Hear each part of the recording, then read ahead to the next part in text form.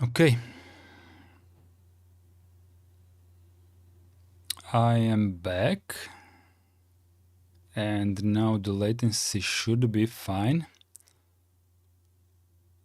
It may be a bit problem for you to get back in and see the new stream, or maybe not.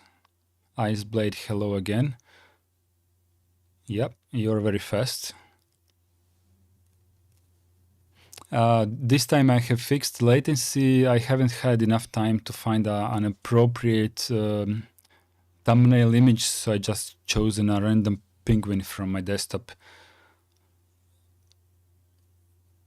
But yeah, let's see how this goes this time. Let me refresh this for a second.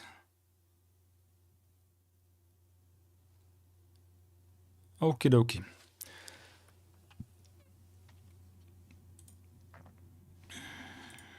Okie dokie. Colors, hours.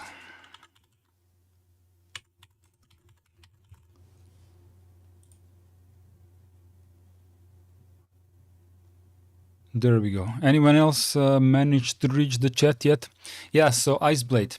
For the first 25 minutes, I have had a couple of issues with the camera, but that was less of a problem. I have had a lot of problems with the microphone. It still doesn't sound quite right, but it took us like 25 minutes to agree on continuing. But I'm still not too happy with how the microphone sounds.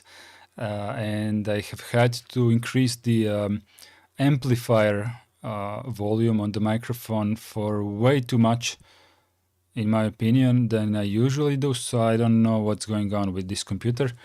Maybe it's just Arch Linux being Arch Linux, and maybe something has changed in the software in the recent updates, and changed how stuff behaves, right? Or maybe it could be due to OBS being Flatpak, so who knows what's up with that. So for the next stream, I'm going to change back my OBS to back to the native Arch version and see what's going on. Del Anderson, I really don't think that YouTube has changed something. I am more inclined to blame this on Arch Linux and them changing stuff, really fast. So it could be that they have changed something that has resulted in something, being different on the way my microphone works through OBS. Or it could be that OBS has updated through Flatpaks and OBS has changed something. Maybe I can look it up on the internet. If it's a problem on either ones of these two, then other people will have the problem as well. But I can also reboot my computer and see if that fixes the problem. You never know. Didn't OBS want to sue Fedora about Flatpak? They are still on it, yes. They are still on it. I didn't read too much about it, but I just glanced over these topics. As far as I understand, Fedora has basically Fedora has started doing the same thing that Canonical does with Ubuntu, right? Ubuntu has started transitioning all of their Debian packages to snap packages. I mean, not entirety of the distribution, but they are switching them more and more, right? So a couple of years ago, you would type apt install Firefox, and Ubuntu would intercept this command, and it would install snap in your name without you even requesting a snap, right? And now Fedora is doing the same thing. Fedora is now transitioning their RPM packages to Flatpaks. So one of the things that Fedora did is they packaged OBS Studio on their own as a Flatpak, and they have given this Flatpak version of OBS to Fedora users, and Fedora users they didn't know that they use a Fedora custom Flatpak version of the OBS. Because usually when you get served a Flatpak, it's usually expected to come from a FlatHub, right? But Fedora is changing things up for their distribution, so people are now being served Fedora Flatpaks, right? So this is now don't take me for the ultimate truth, but by quickly glancing over over these topics, this is what Fedora is doing now, and I mean this is good for their how do I put it, for their immutable distribution, right? But at the same time, they will have, if they continue along this road, they will have less of a reason to have a regular Fedora, right? In offer, maybe in the long run. I don't know.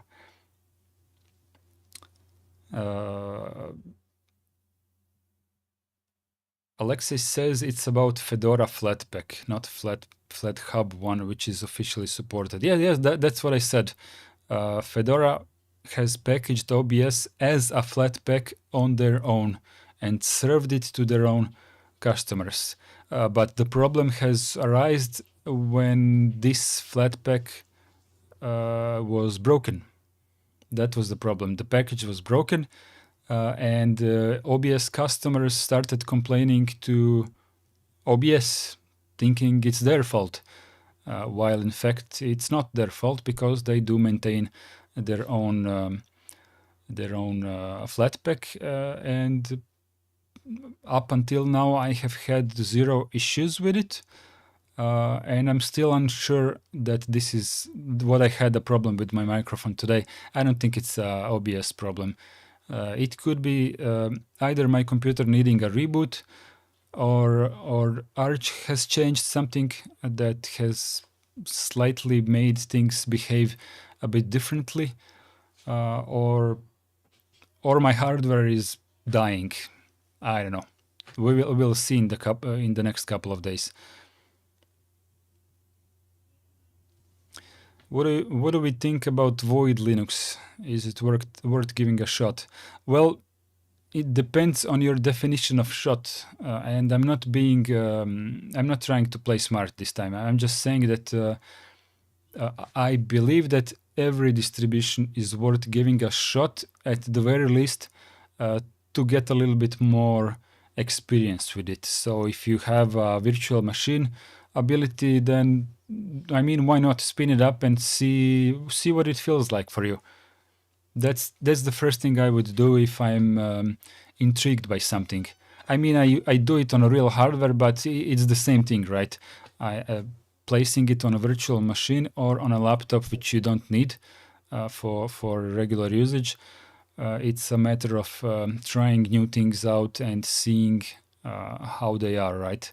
That's one of the reasons why I tried Nitrux Linux a couple of times. I really don't see myself using that distribution, but I do appreciate having different perspectives on how different engineers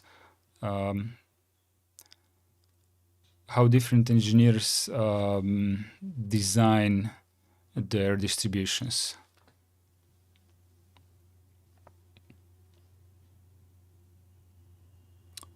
Alexei says, I personally didn't notice any difference to previous streams. They were also a bit quiet to me. Okay, maybe, I don't know, but Alexei, today is the first time that people actually started complaining about mic being quiet. And I would say nothing if it was just one person, but 3 persons at once told me I'm being too quiet, while I didn't really change my distance or the volume or anything, so it was a bit odd, to say the least. Iceblade says, don't remember correctly, but did Void Linux not have a problem recently? I don't know. I don't know. Kronki Akatsuki. Void Linux is good. It will just take time. You get used to their init system and their package manager. I mean, all of the distributions that, we usually say how we have like hundreds of Linux distributions, right? But we don't really have that many when you think of it. We have like more than 100 distributions based on Debian, including Ubuntu, which is based on Debian, right? So Ubuntu is not, if you ask me, Ubuntu is not a core distribution. Debian is, right? So we have a lot of Debianoids, really a ton of them.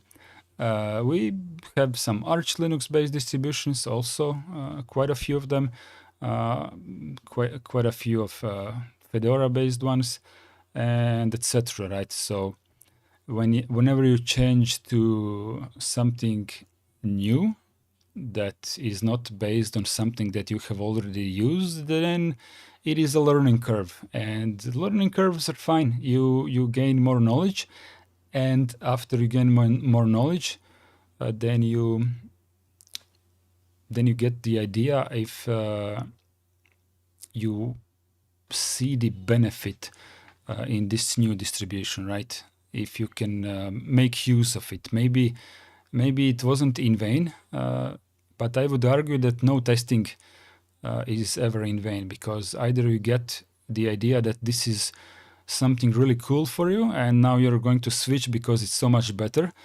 so the testing was definitely not in vain, or you decide that this is not for you and also the testing was not in vain because you now know that this is not for you, right? So go ahead and test it. Anyone have thoughts on MX Linux? So far, I find it intuitive for a Windows user. I have never tried MX Linux in my entire life. It keeps being number one on distro. What's this website name? DistroWatch. Maybe it's not the actual number one, but it has been number one for ages, and I have no clue why. Vladimir says, completely unrelated question. KDE Plasma 6.3 is amazing. It is so much faster both on my FreeBSD and on OpenMandriva. Why would you say that 6.3 is amazing compared to 6.2? I'm just curious. I have no idea what they changed in 6.3.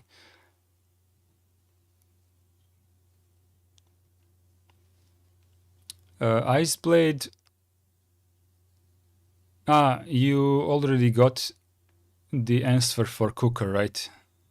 Yeah.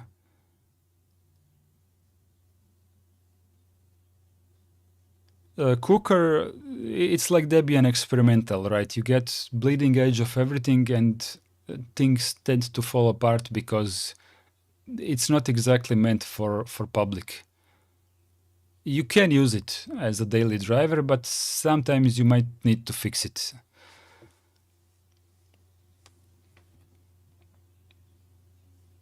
Kroni Akatsuki, Debian-based distros are most common because of its stability. Well, yeah.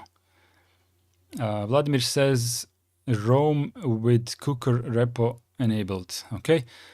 Plasma 6.3 was mostly just polishing instead of new features. Yeah, that's exactly why I'm asking what is so magnificent about it.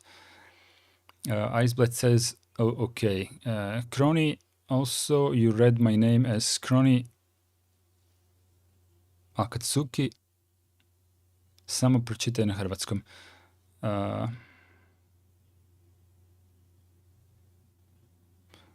I actually am not sure how to read it in Croatian.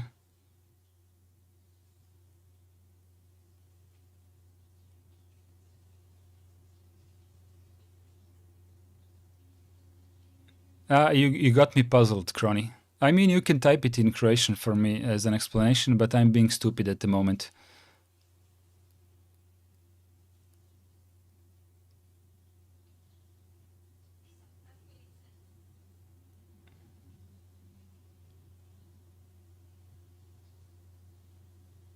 Oh, is that Ivan?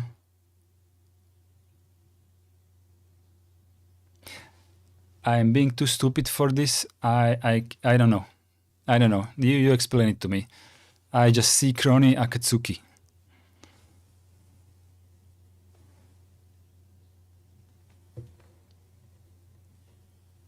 Well, Aka means also known as in English, so that's not a Croatian. That's not a Croatian thing.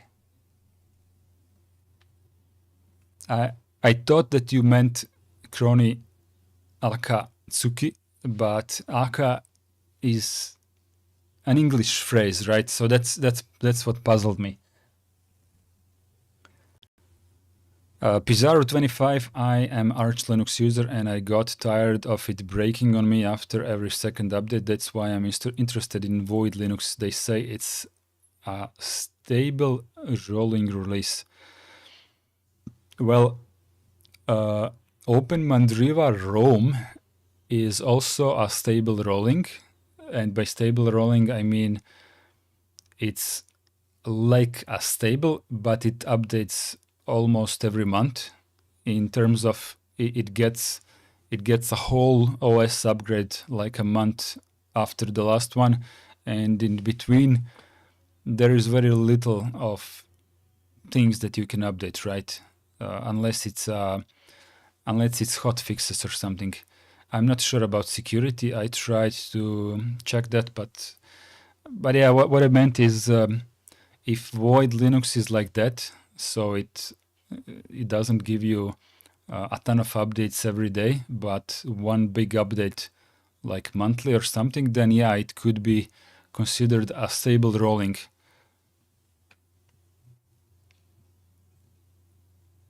Maybe we can all check it out. I don't know. I just installed Arch Linux on my new laptop. I don't find it too breaky on me, but I tend to blame it. I tend to blame things on Arch, before I get to the bottom of my issues.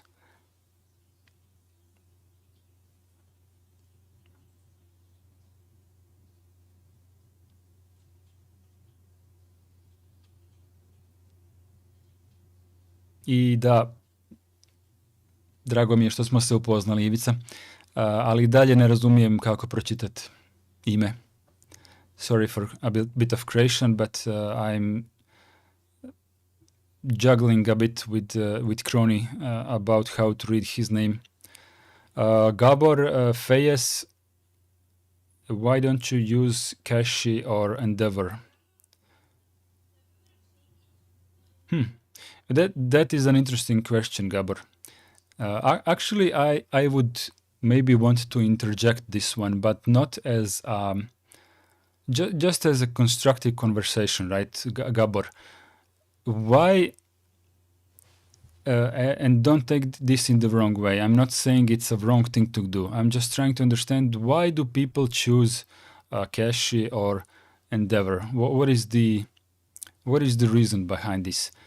If you are a Debian fan, then it's kind of a why use Mint, right? That's the same thing. If you like Arch, then why use Cache? I mean, it feels like a lesser version of its mother distribution. I don't know.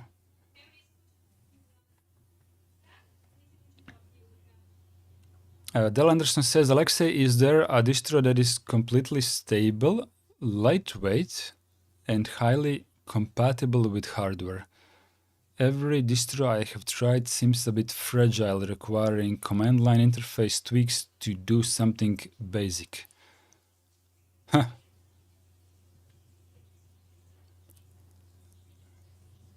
Stable, lightweight, and highly compatible with hardware.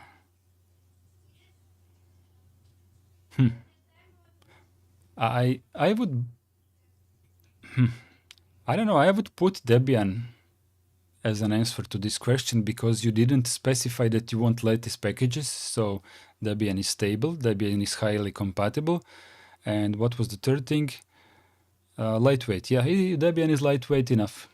I would say that Debian would fill your answer perfectly fine. Crony says no problem, read it however you want, or just call me Crony because you're saying it perfectly right now. Well, when people came in, I usually read names as they are English people or Americans, right? Unless they have accents like Gabor. For example, Gabor has accent, so I could guess that Gabor is from Hungary, but that's just a guess considering his name, right? Maybe Gabor can correct me, right? So his name I will definitely not read as it is an English name because it contains non-English characters. But when you put, when your name is Crony, I kind of tend to default to English, right? That's the reason.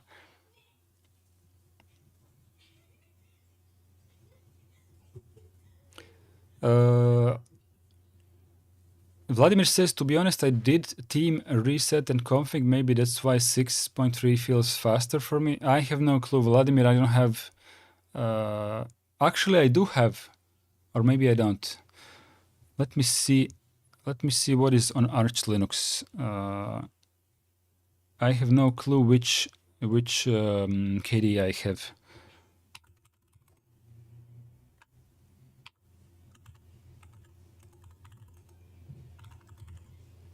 Oh, I have Plasma 6.3. I didn't even notice, to be honest. I have no clue when I installed it. But yeah, it is installed on my system as well.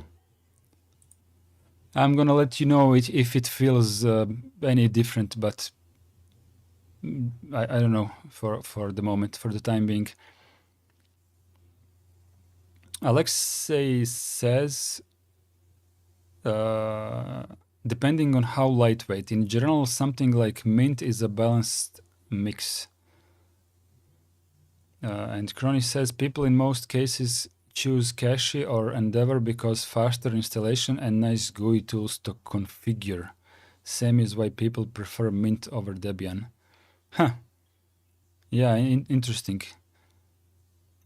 Interesting, but okay.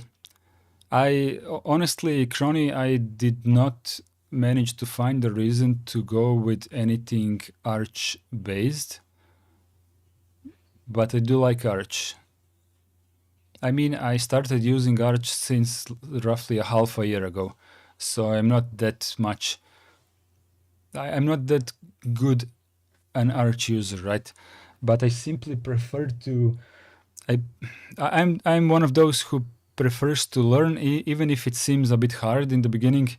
I am a bit older as well, so I don't generally learn new things like a 25-year-old guy, but that's one of the reasons why I love to give it a little bit more pain points, right? But not pain points in a bad way, more like into if you give me a GUI which is just clickety clacky, and that's how you get things done, that's not good for me. And the reason why it's not good for me because I want to understand how things work.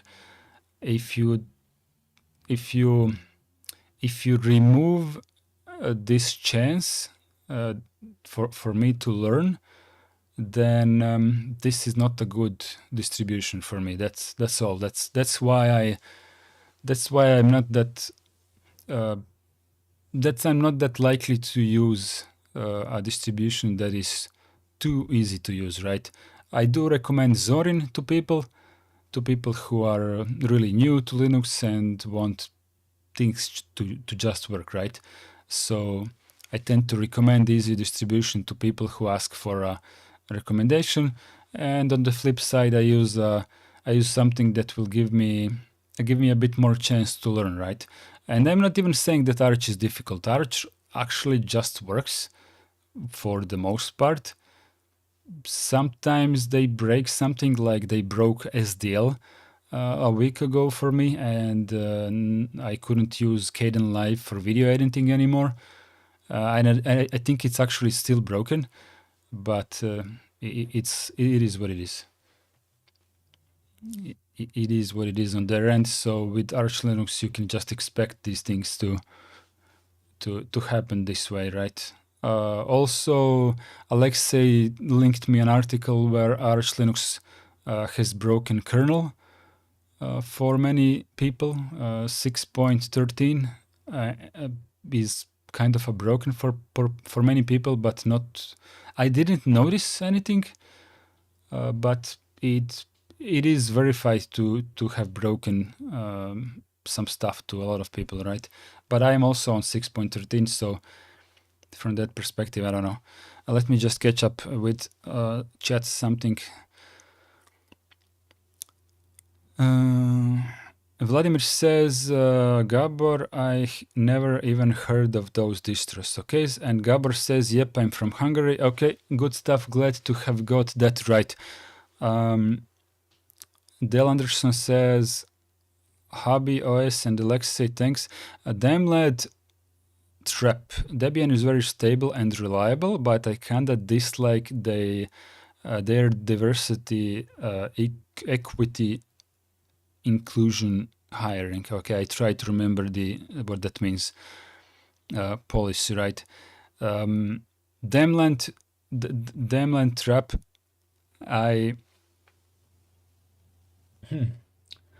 I'm not going to defend or not defend Debian, and I see that there is more chat, but I'm just gonna stop on your DEI thing. When you, how do I put it?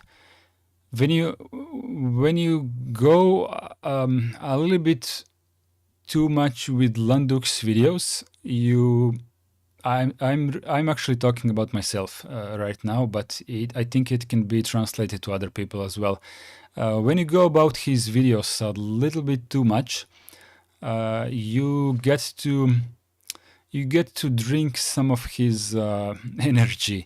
I'm not sure if I said it in a way that I meant it, but the more you listen to what he says, kind of changes your perspective a little bit, because generally he is not lying, but the way he presents things is sometimes not that healthy to I actually have nothing against this guy. I like his informative videos. Just want to lay that out. But you have to be able to draw a little bit of a line between the information and his opinion, right? So regarding Debian, it is true that they brought in some help through a different organization who is putting, let's say, an accent or sorry about my English, right? I try my best.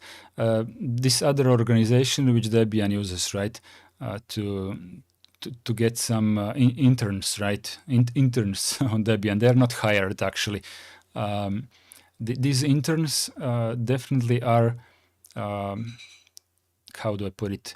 When Landux reports it, it does seem like this is racist because they indeed are choosing non-white men or something like that, and this is this kind of an organization, right? But if you would apply for being a Debian maintainer, so this is a lot more than being an intern, right? Being an intern means that you get to have some practice, right, at this organization. But if you want to go ahead and actually participate in Debian, and if you apply to their on their website to become a maintainer, this is a really long and difficult process. But I don't really think that they care who you are or what color you are. That's just my 2 cents. I actually wanted to apply, and I really didn't get any vibe that they wouldn't take me. It's just that the procedure to get on board is a bit out of my league. I think I could do it over time, but I think it would take a lot of my free time, and it would affect it would affect my content creation stuff very much in a big degree, right? It's just a time-consuming thing, right? To be a maintainer on a very large distribution, depending on how much job you take on yourself, right? Maybe I could go ahead and start with one small package, right? But it still requires you to learn a lot about how Debian functions internally. It still requires of you to understand how to do things in a Debian developer way, how the best practices are. It requires you to do a lot of time sacrifice to become, you know, such a, well, let's say developer, right? Debian developer. That's the I think that's the highest step, right, into these steps where you enter their ecosystem of developing the distribution, right? But what I was saying with all this, I went a little bit sideways with some side quests or with this talk. Uh, my opinion is, while Landuk's reporting, and I suppose that you're getting your information from him. I think his reporting is accurate, but I also think that his opinions being mixed into his reporting is altering the perspective, of a common man as a viewer, right? He he tends to attract people into a mental state, where you get some dopamine from him, right? Can I leave it at dopamine? Is that fine with you guys? Let me just catch up with some chat.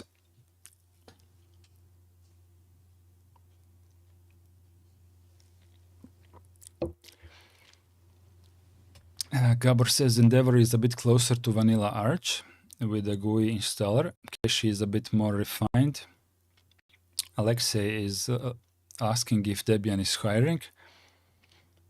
Pizarro 25, I have tried all of Arch-based distros and all of them are the same. I got used to Arch breaking, so I make snapshots, but I want something stable and rolling release. It is either Void or OpenSUSE. Pizarro 25, I don't want to change your mind. I just want to give you a heads up on a distribution called OpenMandriva. They also have a stable rolling version.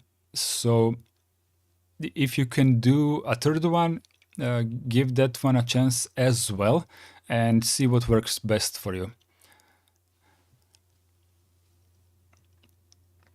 Crony says, I have been using Arch since it started back. Since I started high school. Okay, sorry. I thought that you were saying that Arch started in 2018, which is clearly not correct, right? But you said high school. Okay. Tried Gentoo last year, and this year I'm using NixOS. Okay, that's a nice lineup of checking out new stuff. I feel that you're going to distro hop some more in the future. Dale Anderson says the ideal operating system install just works. Options, but sensible defaults. Iceblade is asking what is SDL. Iceblade, sorry for catching up with your question just now, but SDL is a simple, direct library. Is it something like that? Let me just try to remember.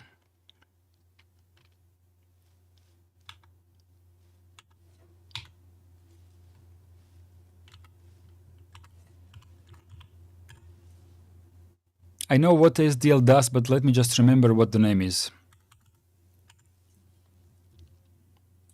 Oh, sorry, Simple Direct Media Layer. Okay, Simple Direct Media Layer. Um, let me see if I can zoom this in a little bit. Okay, so I'm just going to read this and try to explain it in plain words afterwards. This is for Iceblade. It's a cross-platform development library designed to provide low access to audio, keyboard, mouse, joystick, and graphics hardware via OpenGL and Direct3D. It is used by video playback software, emulators, and popular games, including Valve's award-winning catalog and many Humble Bundle games. So if I can just untangle this for you, Iceblade. Basically, when you start programming, let's say you're programming a video game, right? You want to start, you have multiple ways how you can make a video game, right? You can go full hardcore like id Software and John Carmack did and John Romero with Doom and write everything from scratch for the hardware, but this is not a good idea nowadays. The next level above that is by using SDL, and I'm going to go back to that in a moment. And let's say the last step, the highest level and the easiest level to make a video game is simply to use an existing game engine. And game engine meaning that someone else has programmed already half of your game for you, right? So you just add the last part that makes up your game, to be different than every other game. Maybe I failed to explain this, but game engines definitely are half of a video game, right? So what SDL is, SDL helps you to start from pure scratch. So let's say you're making your own engine because you want your game to be truly unique. Because when you use someone else's engine, then your game is not unique. It shares a lot of the same components with other games that use the same engine, right? So then you go ahead and you make your own engine. What engine is? It's basically a template of sorts. I'm trying to simplify. It's a template for your game, right?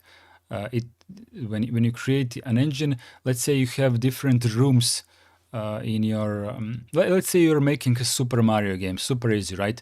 So when your character goes to the end of the screen, maybe it goes to next screen or something like that. So you make these screens, right? In order to not make the program the same screen over and over, you create a template which you can call the engine, so that you only need to put the graphics on every screen, but the engine provides you with the bones of every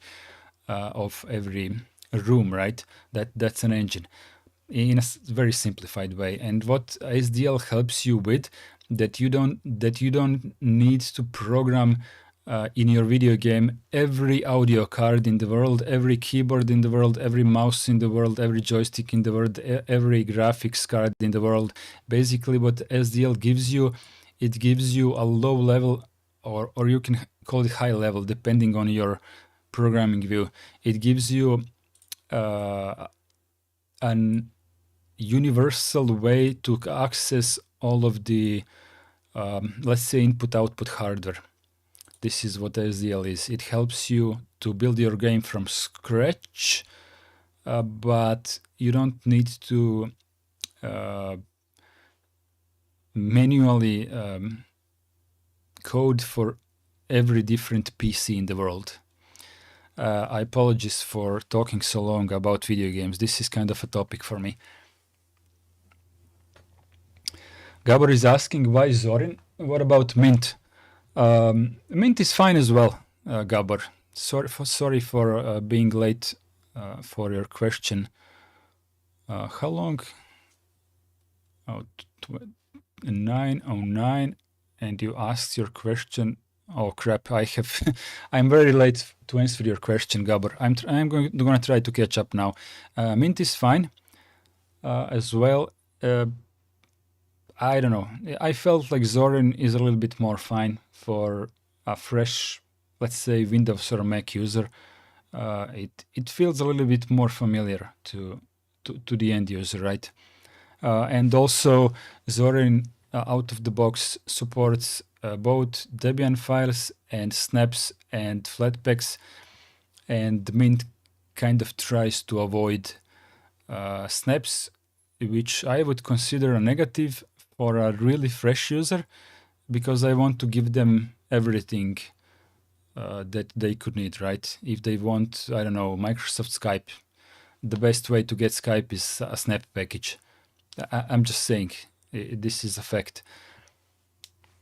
But Mint is fine.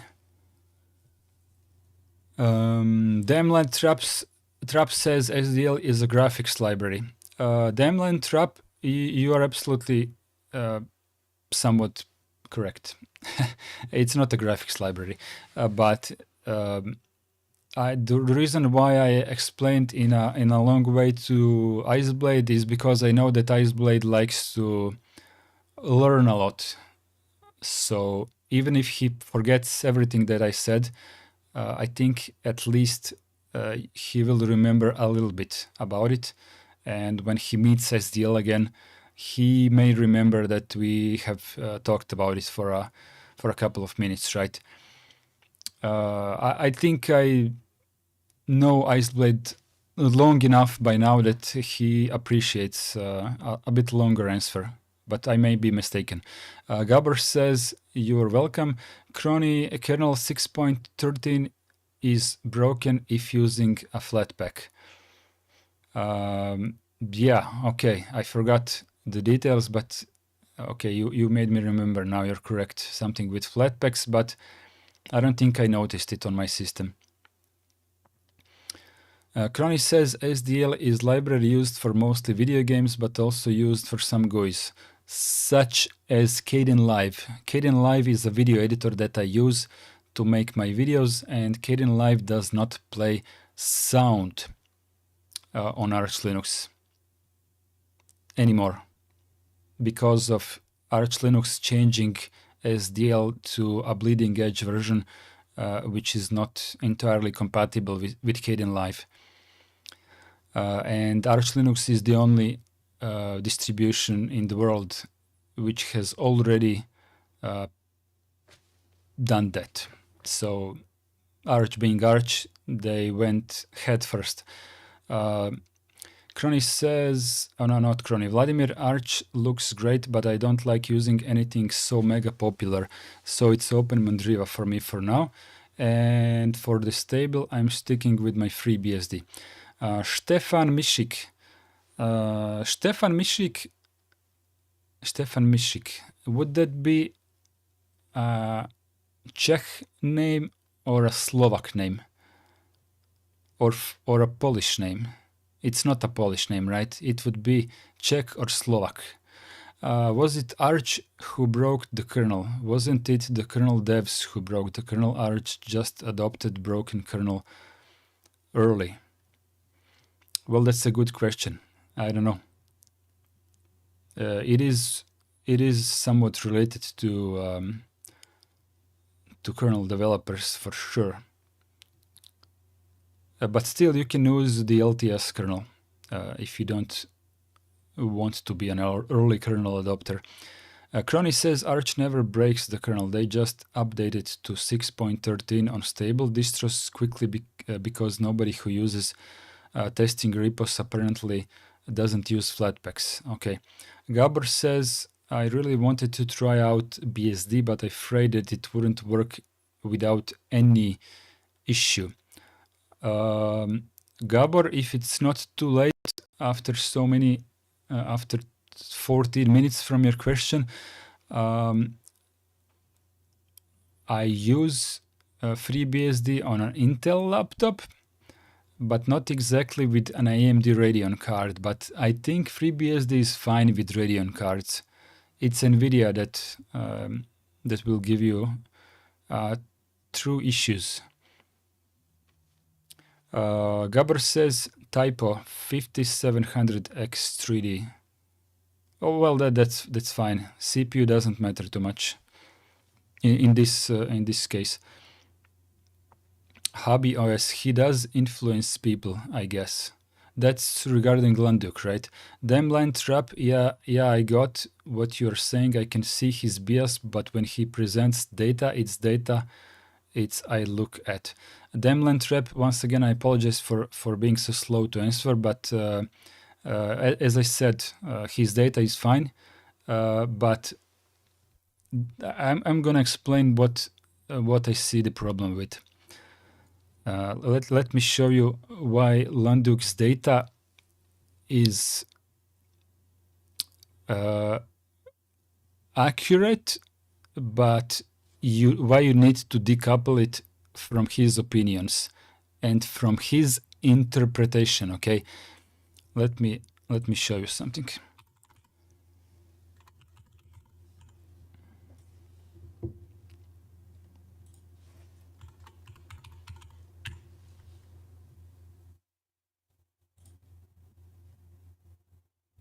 Videos. Okay, post market, extremist, Fedora, journal, Codeberg, EFF, Fedora, banning people, Grams, conversation, tech industry, gaming, open source. Is Arch Linux Vogue? How many of these topics he has? Okay. Good. So let's take this video, for example. Arch Linux Discord. Okay. Voting to ban links to X, Twitter because Nazis. And then if you watch this video, I think he got banned as well, because of course. So what is the problem with this video, right? If you open the what is this called? The about of the video, following Debian's lead, the Arch Linux, the Arch community is preparing to take a stand against Elon Musk, conservatives, and X, and they are banning anyone who disagrees. So first of all, following Debian's lead, let's not get into this for now because it will get too complicated.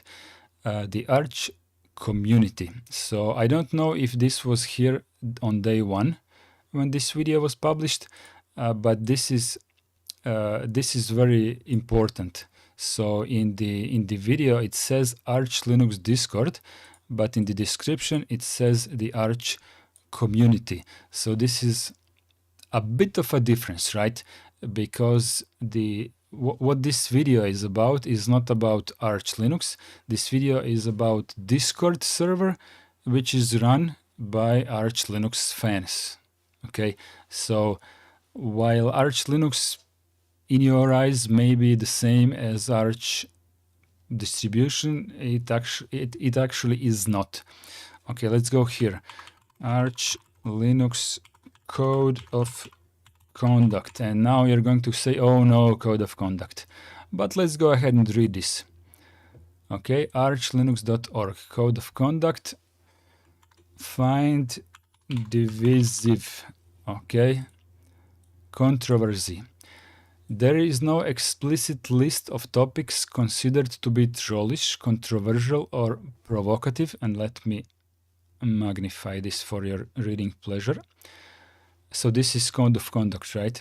But in the past, posts pertaining to religion, sports, race, nationalism, and politics have invariably been closed. Therefore, specifically avoid these and all divisive topics in the Arch community. And this is the official stance from Arch Linux, right? The staff certainly realize that such issues are deeply ingrained human realities.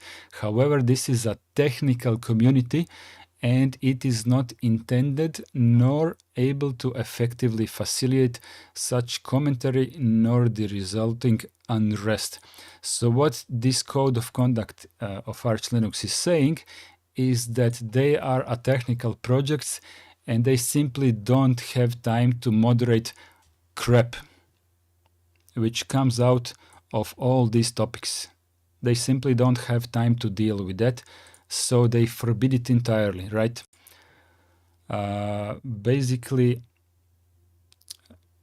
there is you can read this yourself if you want. Here you go. Here you go, code of conduct for Arch. If you want to read the entire text, you can. But basically, what it comes down to is no DEI stuff. It's just we are technical GTFO with your divisive topics from our community.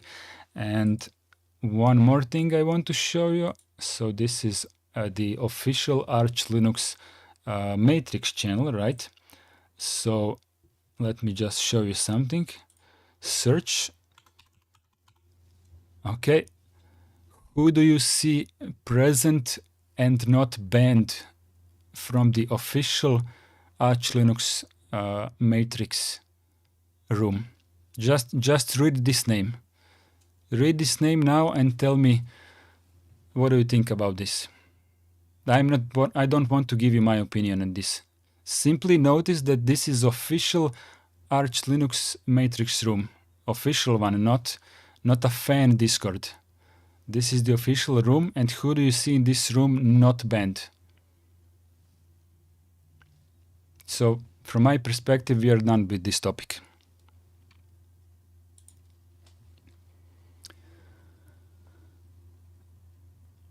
Vladimir says, FIAS, it works great with NVIDIA and Intel. That's FreeBSD, right? It works great with NVIDIA. That's a surprise to me, for sure. And Alexei says FreeBSD is seriously lacking in Wi-Fi support. That is one of the main reasons I don't have it installed, even as a secondary operating system. But OpenBSD doesn't lack in Wi-Fi support. So if you need Wi-Fi, you can go OpenBSD. Vladimir says, Alexei, that is BiHive Linux PCI pass-through for using Linux Wi-Fi drivers. Okay, Alexei says, I know about Wi-Fi box, but this is such an ugly workaround. Yeah, I actually agree it's an ugly workaround, but for the time being, if you can see the light at the end of the tunnel, and FreeBSD did sponsor a couple of guys, a couple of programmers to work on Wi-Fi.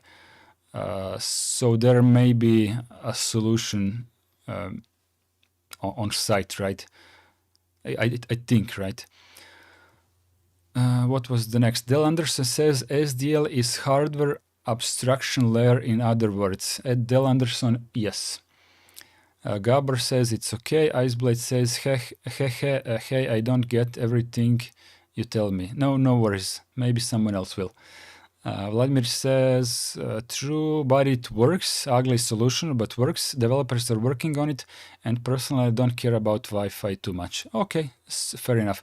Vladimir says, I am of opinion that signals should travel through cable in orderly fashion and not bouncing around walls like some drunk fly. I actually very much agree with you. Absolutely. I have absolutely everything hooked up to an Ethernet cable. Everything that I own that can be hooked up to an Ethernet cable, except laptops. When it's on my desk, then it's hooked up on a table. And when I want to go to the couch, then I am actually not going to be so crazy to pull the cable around my living room, right? So there are a couple of situations where I will use wireless in my house on a laptop, because laptop being a laptop, right, it's made to be lappable. And when I'm on my desk, I actually don't use a laptop, at least not primarily, because I have so much better equipment that I cannot carry around, right? But I agree about cables. Stefan Mishik says, I was immediately suspicious of Landuk's video on Arch Linux Discord. Arch developers are a bunch of boomers and use IRTs for real-time communication. Yeah, so I said I'm done with this topic, but we're good, right? OpenBSD is lacking in Bluetooth support, though. Alexei, yeah, it's not lacking in Bluetooth support. It doesn't have it, and as far as I understand, it will never have it.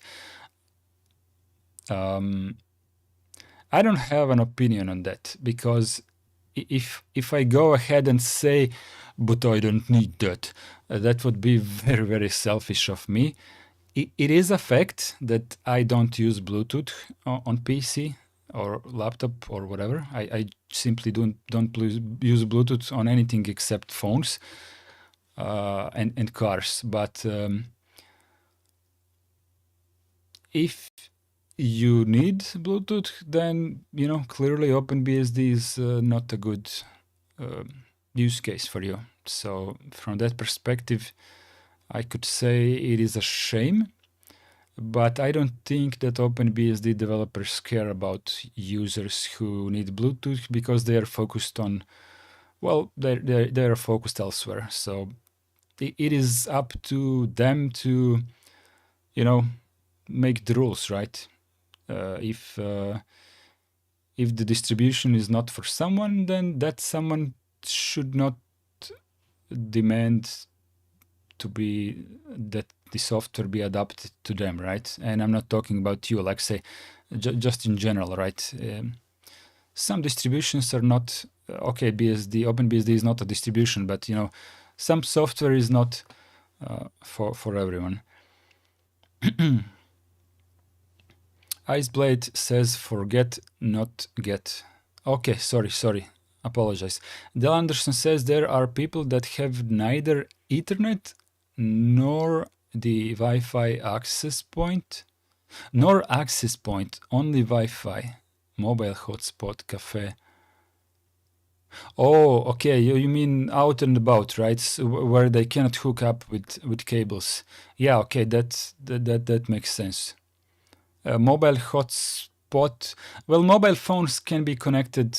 Mobile phone hotspot can be connected via cable, so you don't need Wi-Fi for mobile phone hotspot. But for a cafe, for an internet cafe, well, you don't need Wi-Fi there either. But this depends on a cafe, right? The last internet cafe that I went to was a month ago, and they actually had these wall-mounted tables, which are a little bit higher than normal tables, with a little bit higher chair, and they have cables coming out of the wall. But they also have Wi-Fi, of course. But not every cafe has it, so it is generally good to have Wi-Fi. I really don't object to this topic. Demland Trap says, that topic way too wide to be discussed in this manner. Maybe we'll leave Landuk out of here for now. I always thought you are Red Hat employee for some reason. Yeah, Demland Trap, I agree with you that we should avoid these topics. It's just that I get a little bit irritated when people, well, I'm not, I make mistakes as well, right? No, Alexei caught me recently being mad about things that are not quite true. So I got my head cooled down a little bit. But as I cooled down my head, then I realized, I mean, the Arch Linux topic, I realized immediately that there is no issue. I just kind of want to teach people to think for themselves, right? Because if I would tell you something that appears to be true, because I have packaged it really in a neat way, do you need to trust me blindly? Absolutely not. The thing is, I would love it if every individual on this planet could think for themselves. And unfortunately, especially on the internet, I feel that most people don't use their head. Most. people, like more than 50% of internet users. I feel like they really don't use their head, and things get to spread around in a convenient way. So while I don't want to discuss this topic, I would like to discuss being intelligent topic, right? If you want to develop yourself, right, you really should learn on your own, do some research. I'm not even talking about politics. I'm talking about everything. Yeah, I'm talking about self-development, right? The more you learn, the bigger you are, if that makes sense. And regarding being a Red Hat employee, yeah, what could be the reason, right? If you guys want to hear the story of the hat, I can give it to you. I mean, I have already told it before, but people come and go to my streams, so I suspect only a couple of you from 19 that my number says here are currently live in chat. Only a couple of you will probably know the hat story. I don't mind speaking again. Iceblade is grabbing a drink. Gabber says, I think Lunduk is a bit overreacting this topic. It doesn't matter. He does his thing. I do I do my thing. You do your thing. Everything is good. I think everyone should respect everyone, and that would make the world a lot better. So take that as you will, right? If you disrespect me, then there is less of a reason for me to respect you, right? So it goes down the drain when people stop respecting each other. It's a complex topic, and not the politics stuff, but the respecting stuff, right? But Dell says here, but it takes facts to think, and media and discussion must be free to enable dissemination of these facts. Well, Dell Anderson, while I said I don't want to discuss this topic because people really don't want me to, as far as I see, you guys don't want me to delve into politics too much. People should be free to speak their mind, absolutely. I am a fan of free speech, right? If you break the law by exercising your rights to free speech, well, then you will be punished by according to the law. That's very logical, right? But generally speaking your mind without breaking the law, I really don't see any reason why we need to censor everyone who we disagree with. This is getting on my nerves lately, right? Everyone who is of a different opinion than I am should be shut down immediately, and this is very unhealthy. We are going to end up in a couple of bubbles, and once these bubbles burst, then we are going to hurt each other, and it's not going to be good. It's going to be ugly because each side will believe that they are right because they have been grown in a bubble, right? So this is not good. People need to be exposed to everything that is going on in the world in terms of opinions, right? Getting your facts straight requires effort and research. So you cannot really base your information on just one source, no matter how much you trust this source. You may have invested a bit more trust into this source compared to this source, but at the end of the day, you need multiple sources, and the ones which are not copy pasting from each other, right? Because a lot of media today is simply copy pasting from the first source who have put the information out there. So from that perspective, you can read 10 sources, but it will be all the same story, right? So it is a bit harder nowadays to, journalism is like that. It became with the age of internet, right? You can simply wait for the actual journalist to publish the information, and then you can just copy paste it to your website, and now you're a semi-journalist.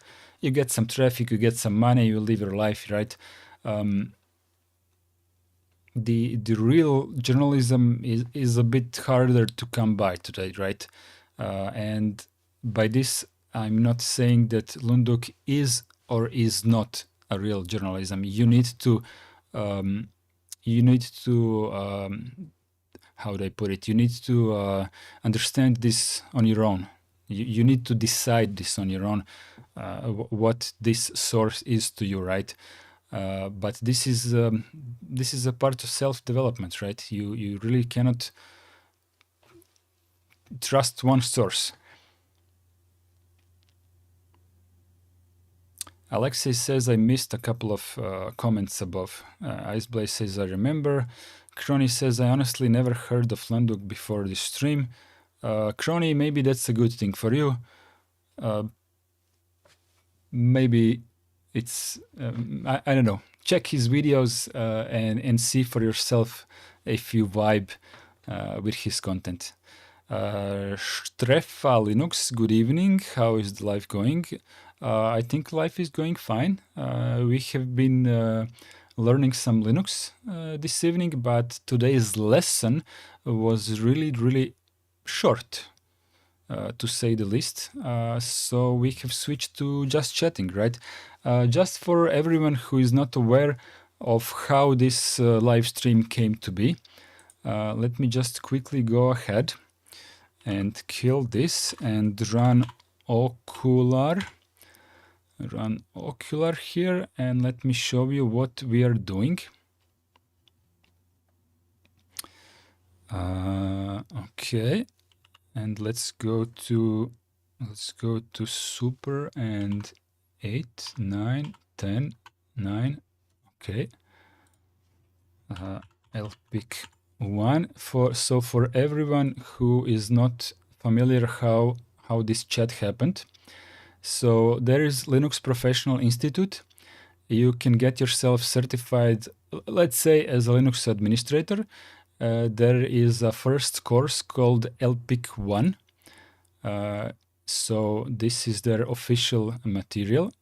You can go to PDF version, and then it will give you what we have on the... let me just decrease the size a little bit.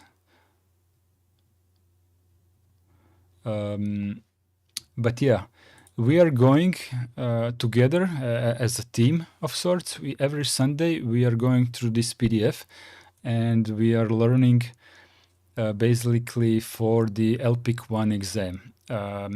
Roughly, we started by the end of January. Was it like 6 weeks ago? We started like 6 weeks ago, I think. We have like 5 lessons behind us. So we do it one lesson every Sunday at 7 p.m. Central European Time. So all of the Slav countries together with France and Germany and so on, the time zone, right? And at the end of every lesson, throughout the lesson, I give some of my comments regarding to my own experience. We are also very lucky to have Alexei Shilin in our chat. He really came randomly to the best of my knowledge to these lessons, but he is a really valuable like a member of our team, because he knows a lot and helps everyone he helps to boost us to learn in a more quality way, right? I shared some of my own experience because I have been with Linux for quite some time, but I'm never happy with the rank of my knowledge. And for myself, first and foremost, I want to go through this document and learn everything and certify myself, because this will help me to grow my own Linux, let's say, sysadmin career. And also it will help me to grow myself as a technical person. What are the reasons for all of the other people active in chat to learn together with me? You can ask them, such as Del Anderson, Iceblade, also Alexei Shilin, Vladimir Mishev, and other, right? So these are all the guys that are every Sunday on the live stream with me. So there you have it, right? At the end of every lesson, we have some questions, and the chat is answering the questions. I help to correct them to the best of my knowledge. If I don't succeed, then Alexei helps a little bit, and I'm just being honest how things are.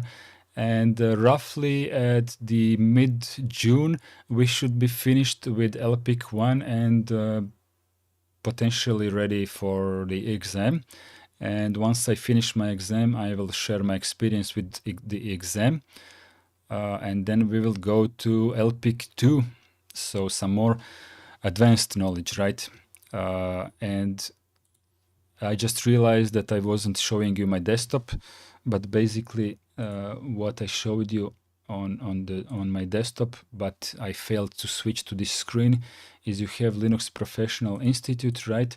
So they have this LPIC 1 exam, and basically this is the PDF through which we are going, right? It looks like this. There is a lot of there are some objectives every Sunday, right? Introduction. So the next lesson is about Debian Package Manager, but the whole course is not about Debian, it's about Linux, right?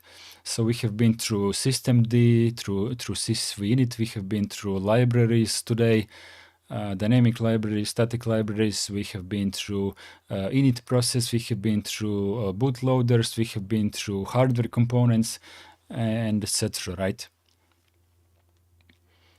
I try to make it as short as I can to explain what we're doing every Sunday. But since today's lesson was really quick, then we simply switched to just chatting, because we have a lot of time to spend together. Strefa Linux, thank you very much for 25 Polish. Help me out here. Polish zloty? Is it zloty? I think it's zloty, right?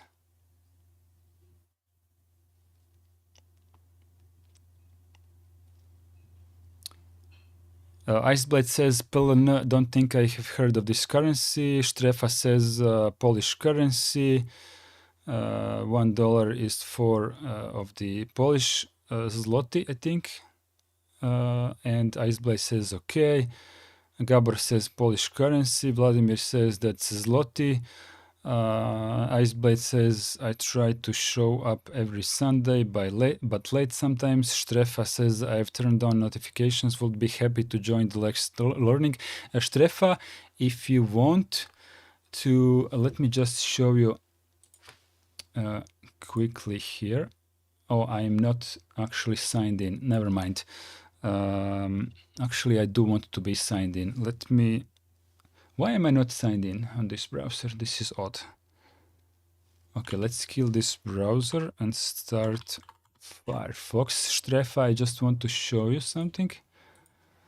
YouTube, am I logged in here? Yes, I am. Okay, let's go to my channel, and you can catch you can see the tab called Live, and here you can see the current live stream. You can watch the live stream that we had an hour ago. So this was, see, this was today. This was lesson. Sorry, I did not want to click it. Actually, crap! It's slow and unresponsive. So today we have done lesson 102.3, and you can check it in the PDF. If you click on any of these lessons, in the description you will see a link to the PDF, right? So today we done this one, and you can rewatch it if you want. And the last Sunday we did 102.2 and etc. Right? Basically, what I did is, because I just want to do a bit of a shameless plug now. I really do spend a lot of time on these lessons, and I really try my best to make it worthwhile to everyone who participates, to the best of my abilities, right? So nobody's perfect. So what I did is I make the last lesson available in public for everyone for the entire week. So if you cannot join live, you can catch up with the video on demand until the next stream starts. So from my perspective, this seems really reasonable and fair. And then we have a lesson from 2 weeks ago, 102.1. This one says members only, and it says members only because I have made it. If you go to join, right? If you go to join, you can see that for just €1, you can get all of my live streams. So in my opinion, this is it's worth something, right? That's all I have had to say, right? Who did that? Iceblade says plug time, yeah. Strefa says, I'm just reading about LPIC and starting to think about going through certification myself. Great info. And thank you. Šta? Kameru? Mogu. Just a second, I need to turn off my camera for my family passing through the room. Okay, jesam. Pendragonian, thank you very much for doing that again. Like, really, thank you a lot for helping what I do. Like, thanks a bunch. LPIC, yeah, I understood what you said, Strefa. So Andreas, Pedro, Satanic Llama Plaza, games are supposed to be fun. Mario Sotelo, Alan Forbes, Xema Fuentes, Mickey Do and Jakey Do, Elder Pereira, Slugger Not, and let me get back my camera. Okay, Slugger Not, Arthur Otavio, Mateus Lima. Pendragonian says 4 Ice Blade.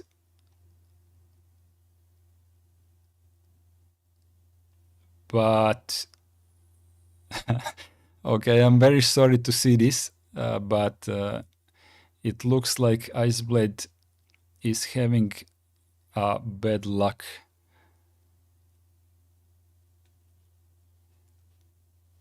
Iceblade says apparently if YouTube account older than 2014, you can't partake in that.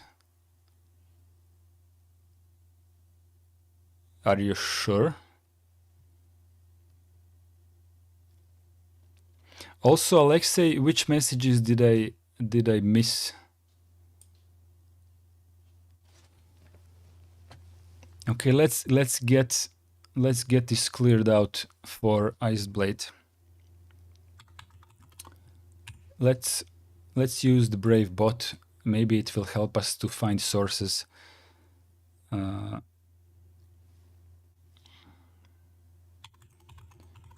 Is it possible that my YouTube account is unable to receive gifted memberships. Okay, let's try it this way and click this source.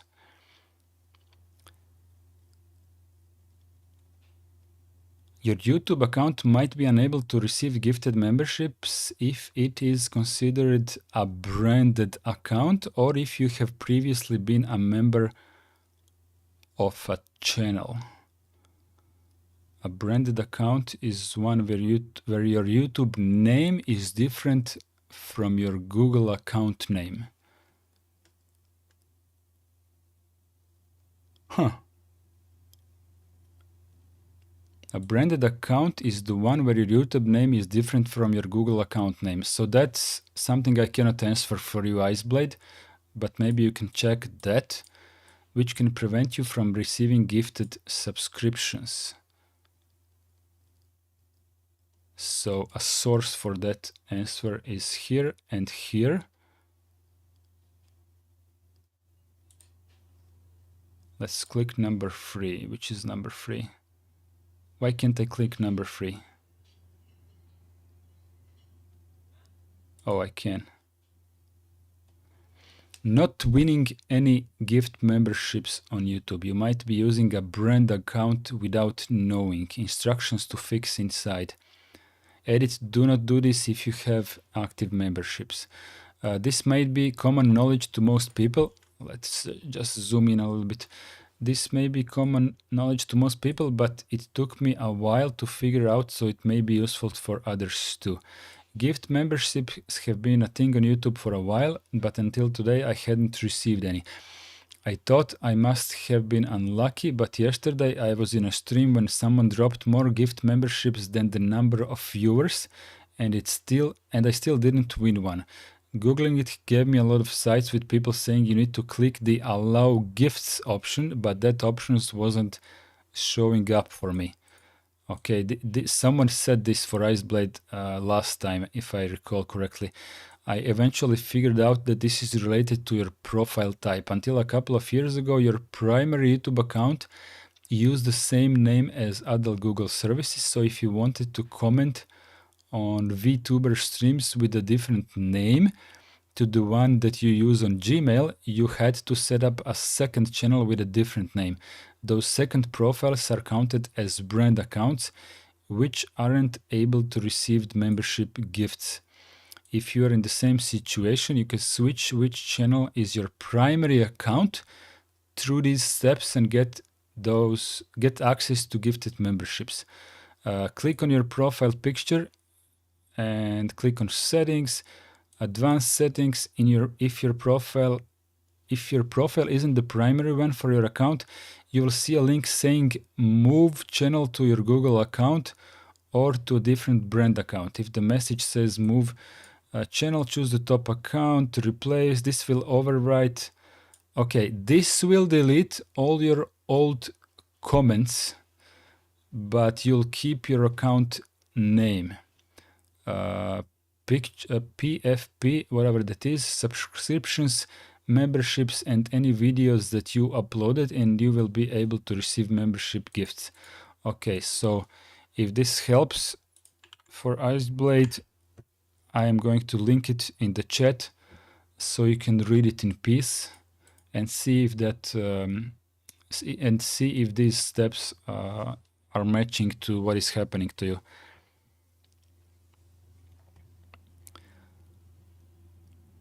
Crony says make sure you're enable getting gifts. Okay, Iceblade says I did that.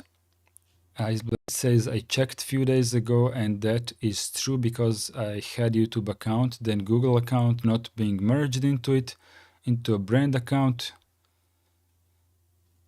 Well, I think it's fixable, right? So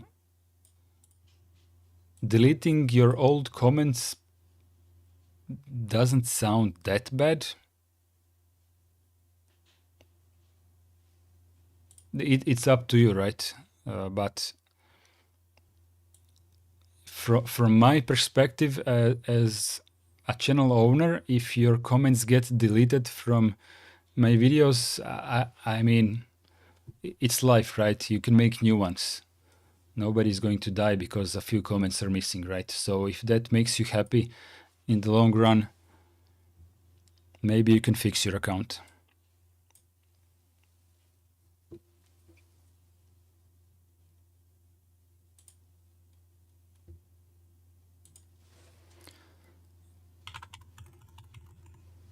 Let's read some stuff here. First things that you need to know, not a fork.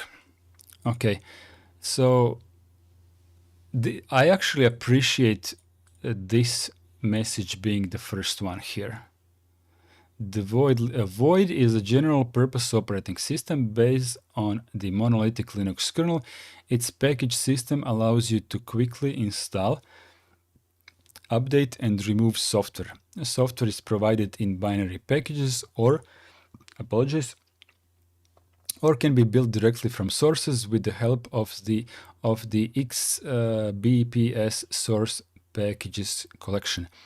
It is available for a variety of platforms. Software packages can be built natively or cross-compiled through our system. Follow us here or there or here or there. Visit the Void build server console for package build status updates. Let's go ahead and do that. Contribute by adding and uploading packages here, or extending the documentation here, or more information can be read here. Okay, so this all seems to be relevant for reading, and I can delete the other tabs for now.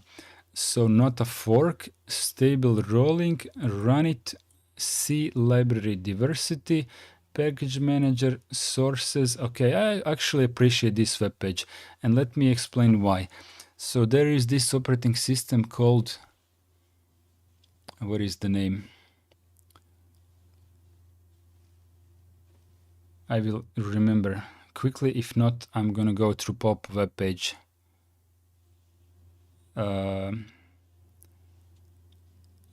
Redix or something like that. It's not Redix, but Redix operating system. It's not Redix, but Redux. Okay, Redux.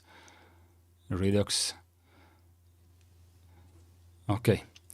So when you get to a web page that is trying to explain what the project is, right? So what is the difference between Void and Redux?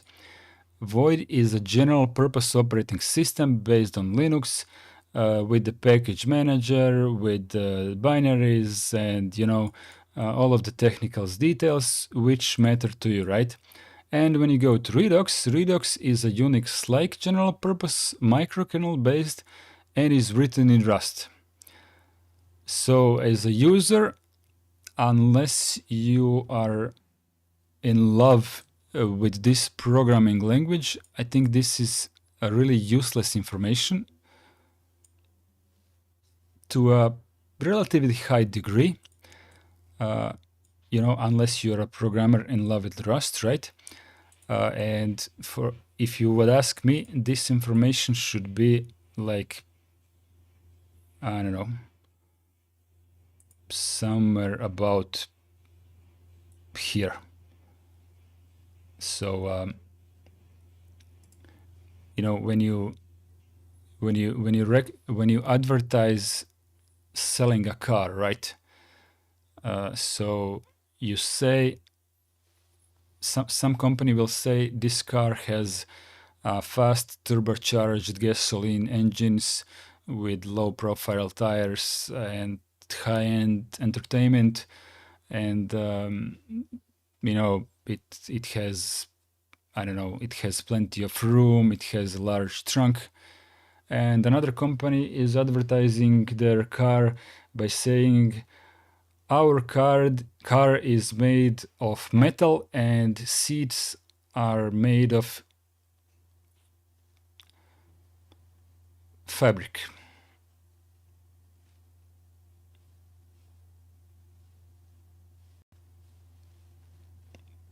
Okay, I'm gonna go ahead and go with the one that is turbocharged because I don't like metal cars.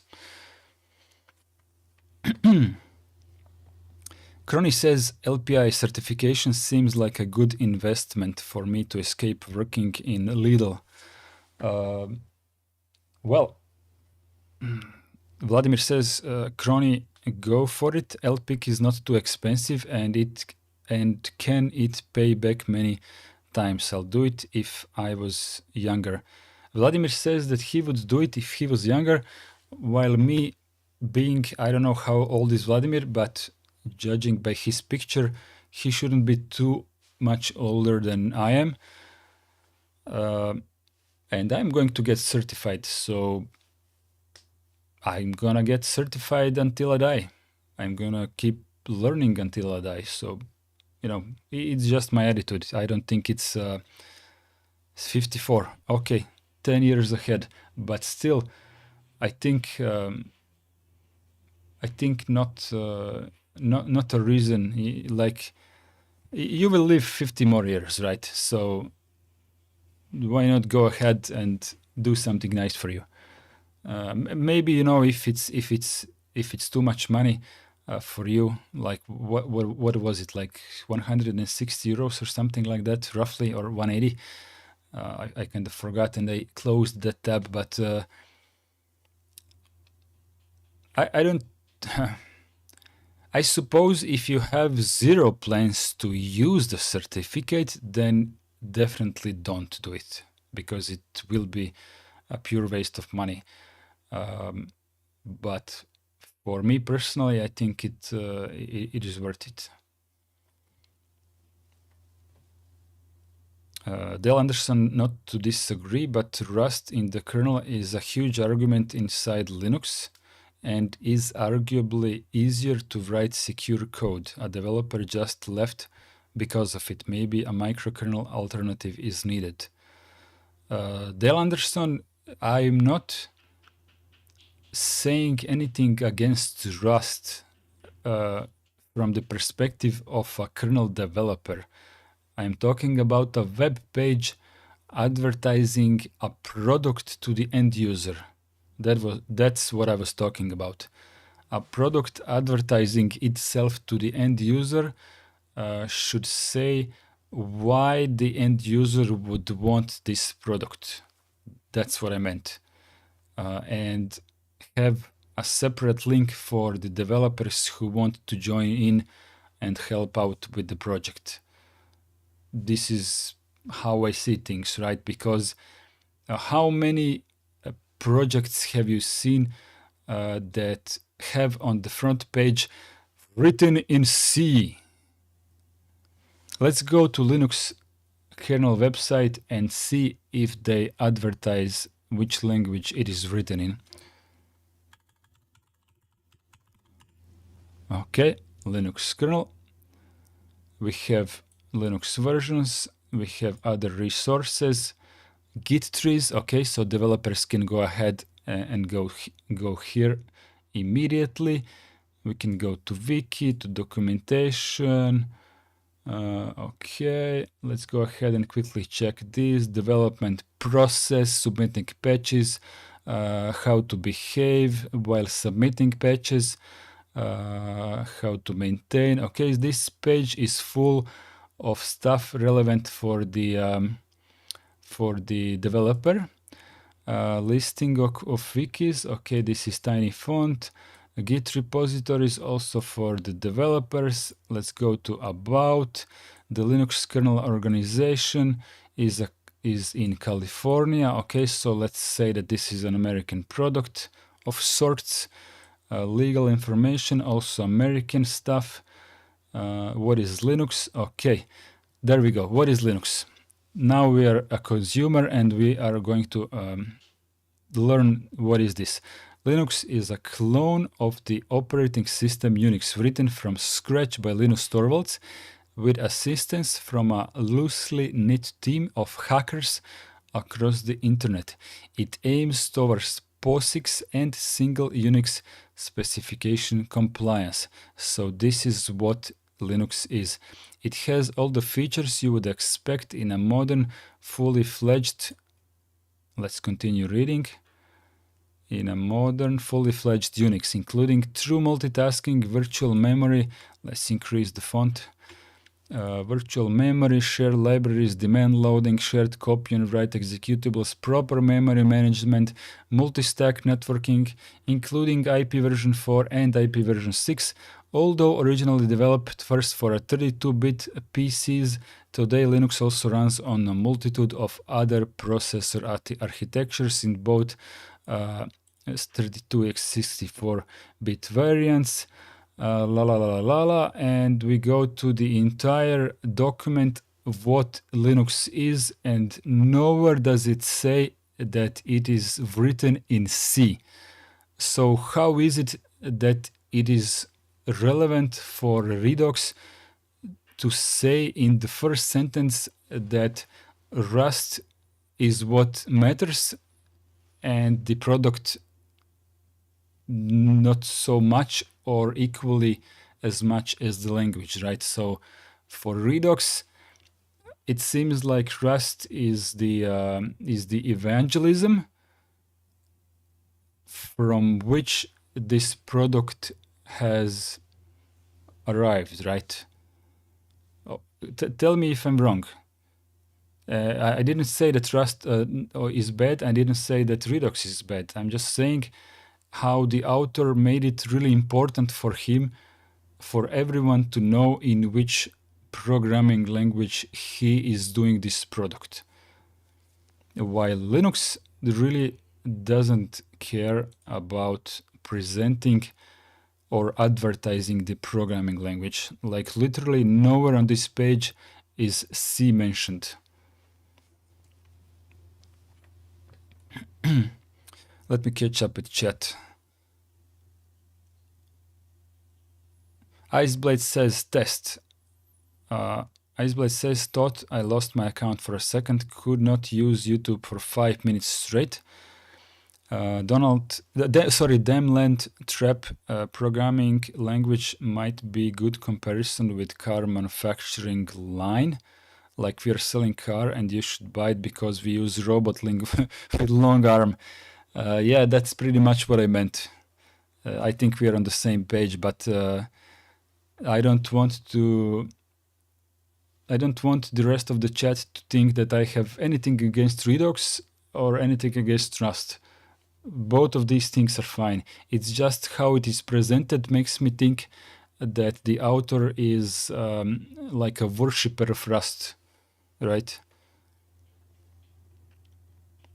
Iceblade says gift setting exists with allow. Thanks for finding that link. If that thanks goes to me, then you're welcome. If it goes to someone else, then I apologize. Vladimir Mishev says, as I see it, Rust compiler is not ready. Let me stop there. Rust compiler is as ready as you are willing to go along with it. You know, it will not be ready for 10 more years compared to what C compiler is today, you know, but people are working along with it as it grows up. So basically everyone who is working with Rust now absolutely can make a product with it, but it's a fast moving target. So you need to be catching up, you know, like if you're an Arch Linux user versus being a Debian stable Linux user, you know, if you're a programmer that uses Rust, you will need to be able to run along with all of the other Rust developers and be in, you know, I think you understood what I meant, but I have difficulties finding proper vocabulary in English. You know, you simply have to follow along with the development of the language. As things change, you will need to refactor your code in order to accommodate the changes that are happening. So I'm not saying this is good or bad. It's just a new language. It's growing. it will get somewhere if you have faith that it will become big in the future. You may want to invest into learning that language and going along the line of building stuff with it. If you don't have faith that Rust will get you somewhere in life, then stick with whatever language you prefer to use. All languages have their use case. I don't think that evangelizing a certain language makes any sense. If you are a programmer, you will most probably use the language that fits your use case the best, right? The best programmers are able to adapt to the needs of the project, in my humble opinion. If you want to rewrite everything existing in Rust because you think Rust is your god, then I think you're not a good programmer.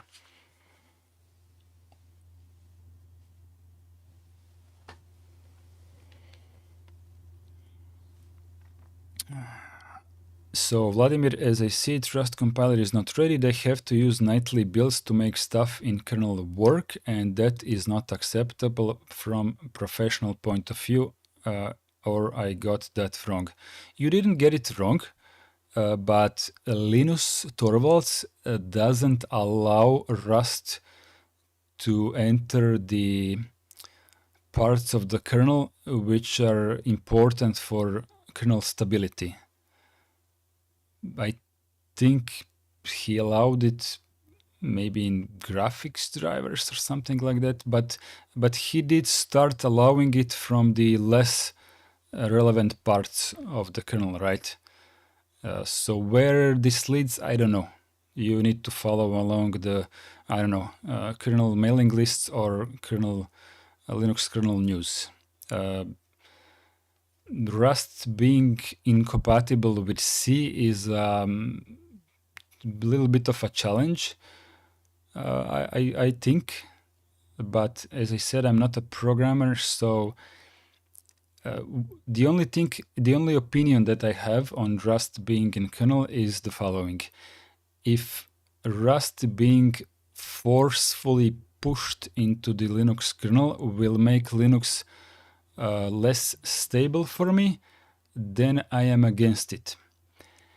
If Rust being in the kernel for the long run, meaning that more young, passionate Rust evangelists will gift the Linux kernel more functionality, while at the same time not making Linux less stable, then I am all for it.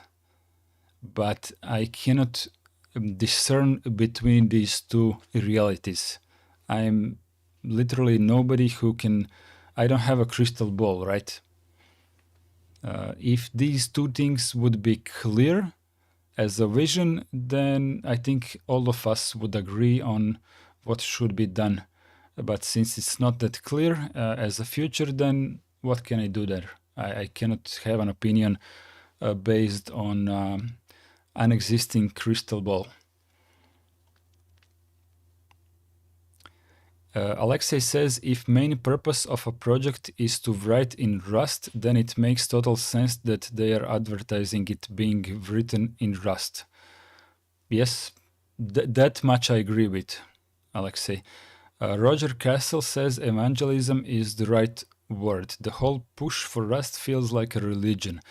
Given the group it's coming from, though that's hardly surprising. Dale Anderson, Vladimir Mishev, currently so much C code in kernel that Rust modules add headaches.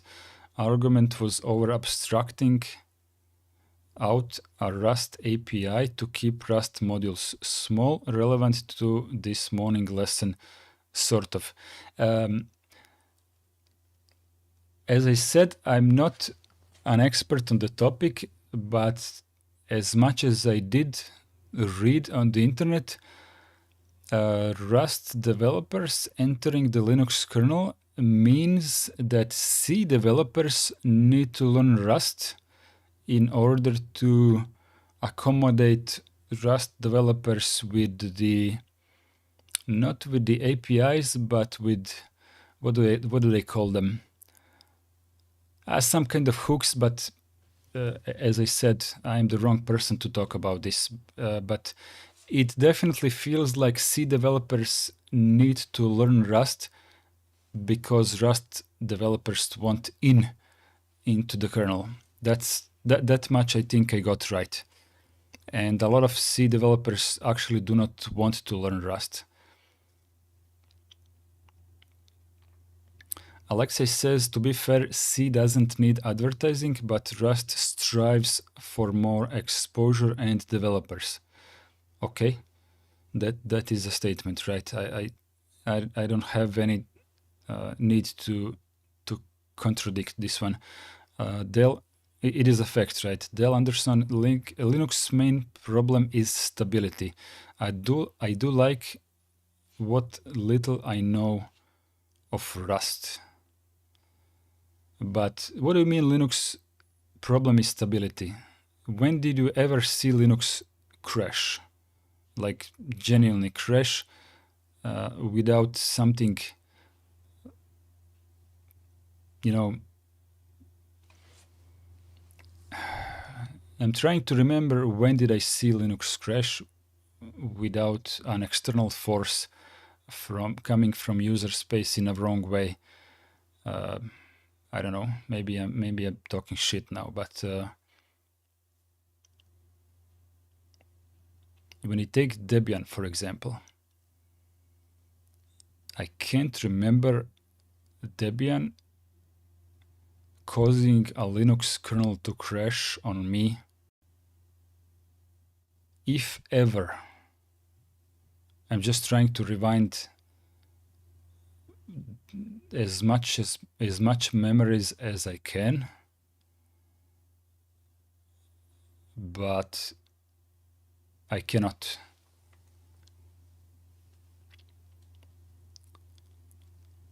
Tel Anderson says, oops, didn't mean unstable. I'm not sure what to call the fragility I feel with Linux. Well, Del Anderson, Linux, what do you mean about Linux? What is Linux to you?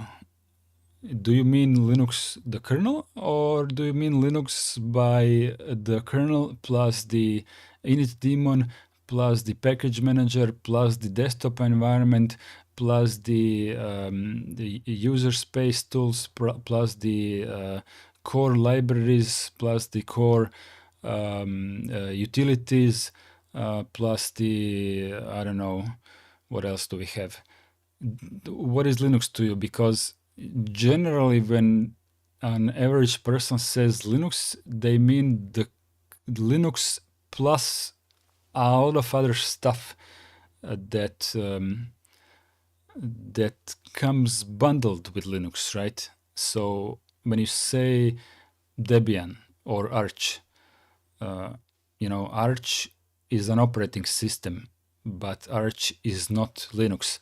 Arch simply uses the Linux as its core, and on this core it adds some other third-party stuff that are not, a part of Linux. So Linux doesn't have a graphical environment, for example. That's what I'm saying. Linux on its own is, in my opinion, not fragile and certainly not crashy. KDE is definitely a lot buggy, a lot and crashy, but KDE doesn't have anything to do with Linux. It is just a desktop environment that just happens to be installed on some people's computers, which run on Linux kernel, or in the case of Vladimir Mishev, his KDE is running on FreeBSD kernel. You see what I mean?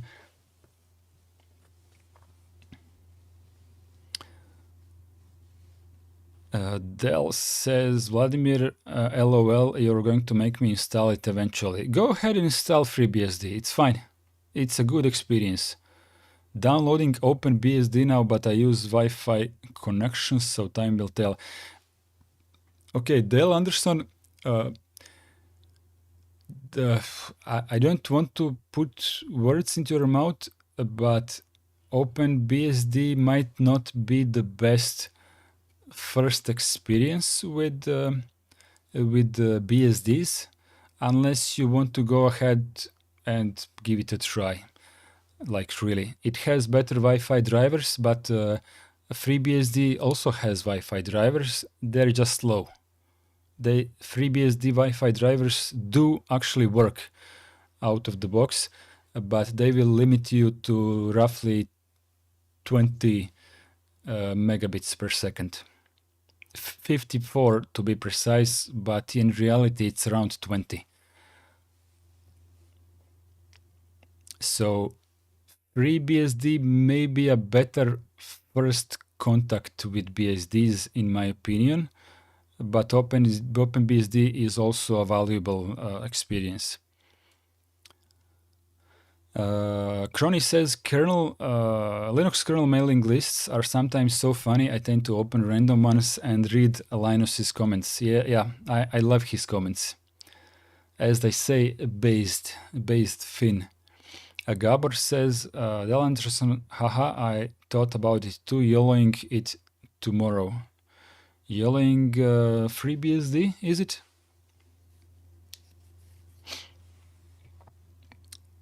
Del Anderson says Rust long term is less buggy, which can only be a good thing, but kernel is millions lines of code, so who knows what will happen. Starts from scratch. We will see. The thing is, let's deal with facts about Linux kernel. Generally, it is gate kept by Linus Torvalds, if you understand what I meant by that.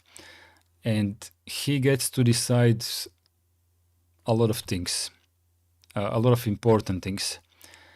And right now he is slowly opening the gate for the Rust programming language to enter the kernel and start rewriting some stuff.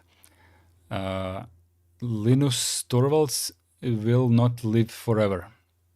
He may live for 50 more years, he may live shorter, but eventually someone else will take over Linux.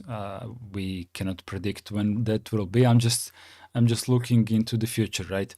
At some point, he will no longer have the main word, and someone else might just allow everything to be rewritten in a new language. It may be Zig. I'm just making stuff up, right? But do you know where I'm heading with this, right?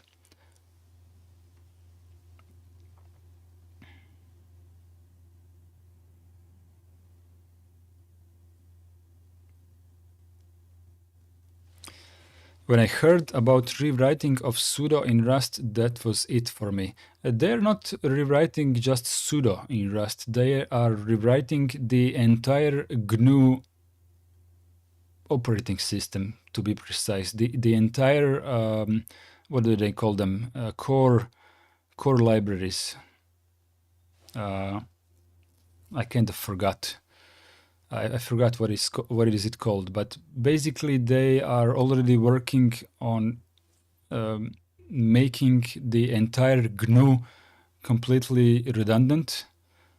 So at one point, the distributions will have a choice if they want to bundle Rust core utils or GNU core utils in their distribution. So by having two exact same things, doing the exact same thing, but written in a different language, some of those teams will lose on a motivation regarding to how many distros decide to use core utils of team A or from team B.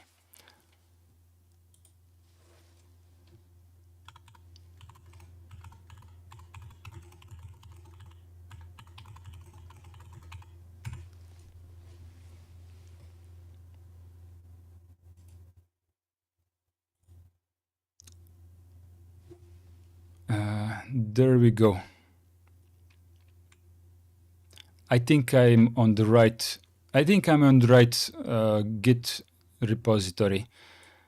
Core utils is a cross-platform re-implementation of the GNU core utils in Rust.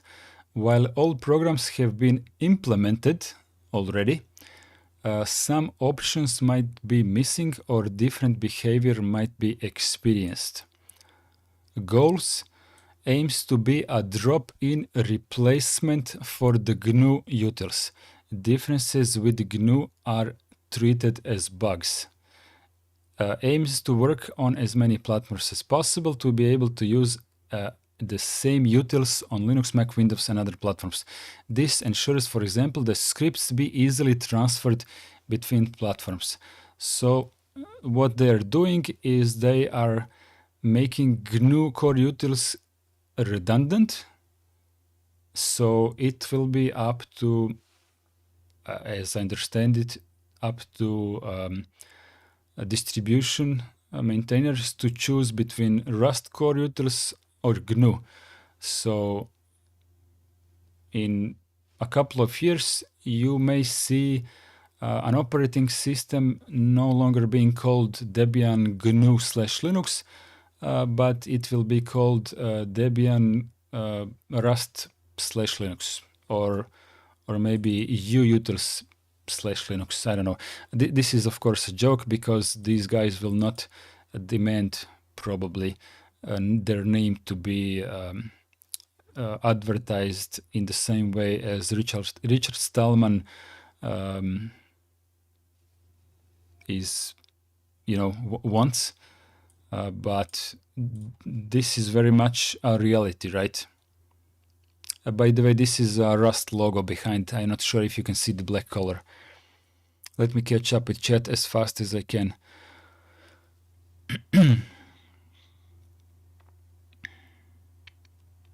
Ooh, you have a lot of chats for me to catch up. Damn lead trap. Rust being maybe a bit more memory safe than C, but when you have to write unsafe code in Rust in order to talk to kernel code which is written in C, you kinda end up in the same boat. This is correct. Damland Dell says exactly. While true do end 1, Linux has too many distros and it needs to be reduced to domain 3. While true do end 1, the freedom of Linux will never allow this to happen. This is literally impossible for Linux distribution to be reduced to free, simply because I have the absolute power to create yet another distribution and absolutely nobody can stop me. So if I have this power, which comes from the GPL license, if I have the power to create yet another distribution without asking for anyone's permission, then how do you plan to convince the entire world to stop doing that? How would you go about and convince, let's say, EndeavourOS to stop existing because Arch already exists? How do you stop 200 Debian-based distribution? How do you stop 199 distribution to stop existing because we have Debian? This is by the power of GPL, and I'm quoting He-Man now, by the power of GPL, what you're proposing is simply not possible. It is impossible. While true do end Ubuntu, Fedora, and Debian. So you would leave Ubuntu, which is based on Debian, and Fedora. Why would you leave Ubuntu? I would remove Ubuntu completely because it's redundant next to Debian. Ubuntu and Debian, same thing. It's all Debian.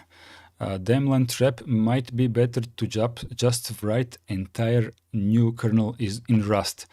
Daemon trap. It might be better to just rewrite the entire kernel in Rust. May I present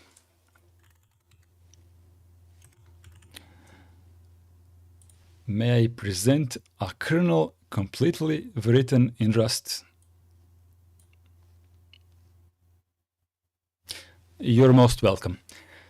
While true to end, Linux is not user-friendly and will never be mainstream. This is a very contentious topic, and if I answer this question while I could, it will make me never catch up with chat.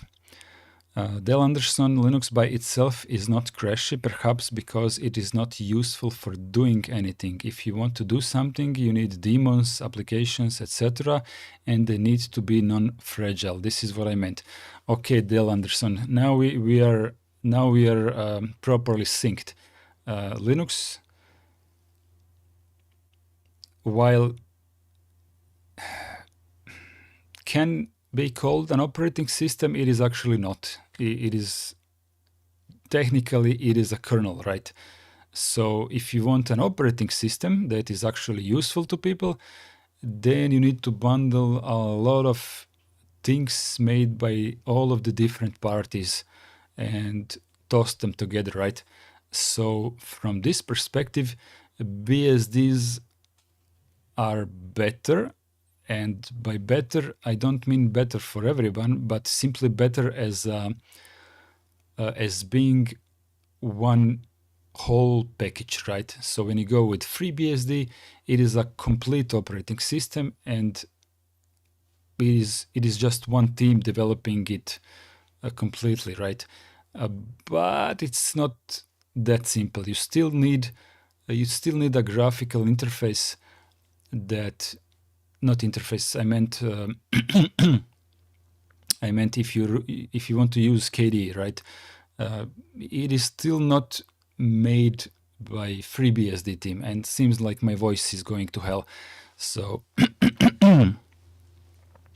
talk to Vladimir about FreeBSD and how much it is an operating system, because FreeBSD does have its own kernel, its own init, its own packaging system, unlike Linux distributions, its own daemons, maybe even web servers.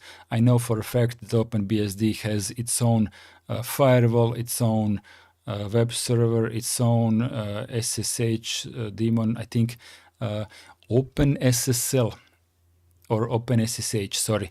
Let me just remind myself quickly. OpenBSD has invented a lot of stuff, actually. OpenBSD innovations.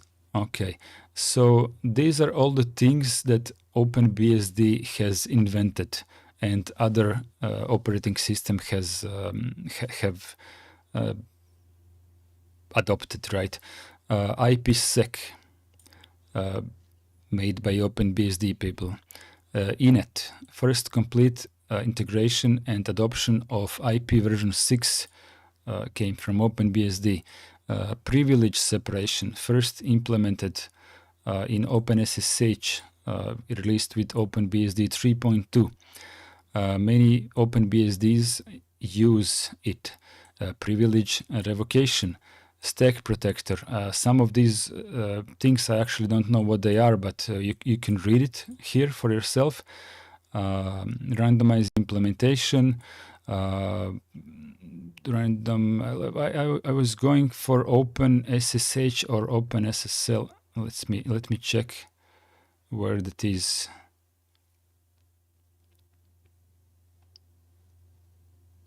That was kind of a big thing.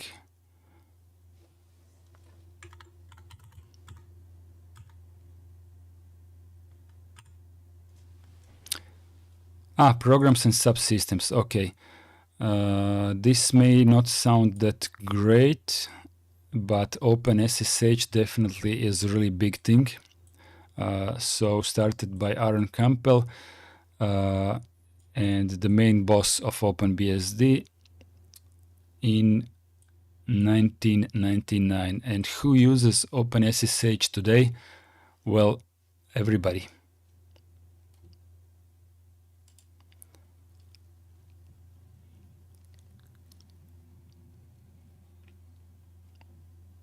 So you can read here. Actually, I'm just going to drop this in chat for everyone to research on their own. It's a worthy web page to read about what OpenBSD has contributed to the world.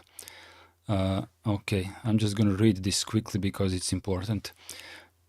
OpenSSH is the premier connectivity tool for remote login with the SSH protocol. It encrypts all traffic to eliminate eavesdropping, connection hijacking, and other attacks. In addition, OpenSSH provides a large suite of secure tunneling capabilities, several authentication methods, and sophisticated configuration options.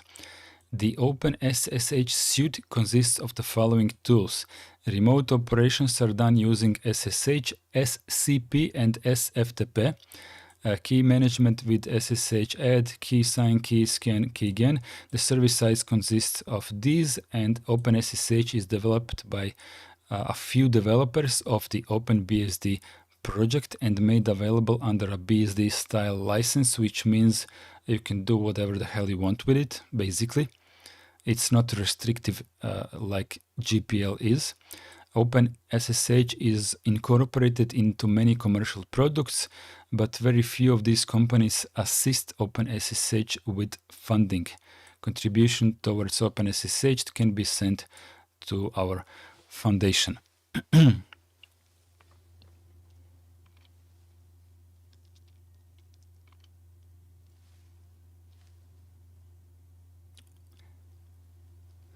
Well, true to end, praise God, Linux is not useful for anything except servers. Well, that is a factual incorrectness, because quite a lot of people use Linux for their daily work. So you cannot say this with certainty. I use Linux only at home, and you can say, "Oh, such a nerd doing stuff against the wind or a windmill." But I also use Linux at work, and I earn money by using Linux. So how is it that Linux is not useful for anything except servers if I literally do everything on Linux at home for my private use, also for all of my video games, which is one of my hobbies, and I also do actual work for which I get paid every month. I also do that with a laptop that runs Linux. So from this perspective, you are spot on incorrect. I do understand what you mean, but your sentence is phrased incorrectly. Damnland trap. Really, how do I use it on my desktop for work and gaming? Yeah, exactly. I use Nobara 41 as my daily driver, and it seems like doing any basic and simple tasks require an initial troubleshooting. Well, don't use Nobara. Nobara is not even a distribution. Use Ubuntu. If you think Nobara needs troubleshooting, then just use Ubuntu. Alexei says, time to go for me. Bye-bye, Alexei. I suppose you're gone by now, but thank you very much for being here. Crony, I have been a Linux user on desktop for 7 years, literally playing Sekiro while listening to the stream. Thank you very much for sharing this. Vladimir, as for memory safety, I'll stick with my bash scripting. Folks are even making memory leaks detectors in bash. Gabor says, like what? Okay, wanting. Okay, I lost my place in chat.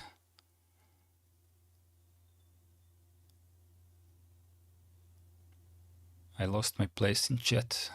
I'm really trying to catch up. While true to end one, wanting Microsoft Office to work is impossible. Trying to get COM ports to work right, almost impossible. Okay, I actually use COM ports at work, and it works perfectly for me. I configure equipment which only can be configured through serial port. It absolutely works perfectly. I don't see any problems with that. I have used COM ports on Linux since 20 years ago. Wanting Microsoft Office to work is impossible. That is a fact.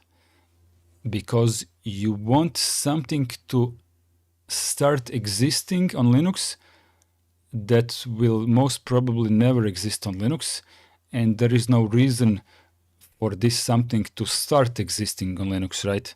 So why would you want for Microsoft Office to start existing on Linux? Why just not use Windows if Microsoft Office is what you need?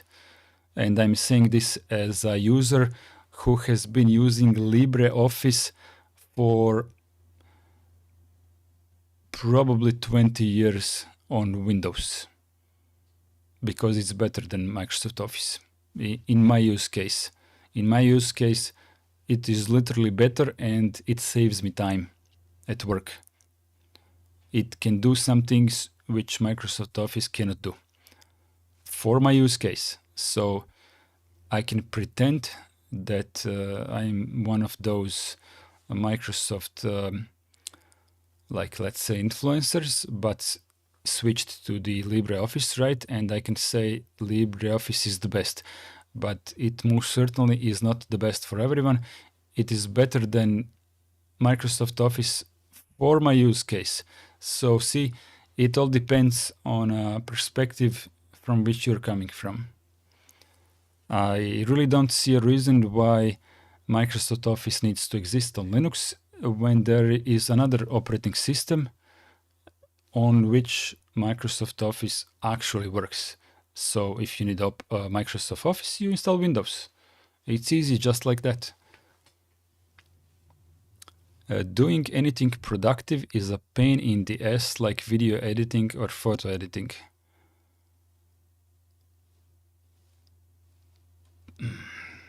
I still don't see your point. I have been using applications such as Kdenlive and GIMP literally since forever on Windows. And once I completely switched to Linux without touching Windows at all, I simply continued using the same applications that I have been using since forever. I don't get your point. I mean, I get it because you want to use applications that don't exist on Linux, but I have always wanted to use applications that exist on multiple operating systems, so I can switch back and forth between these on demand or as I please, right?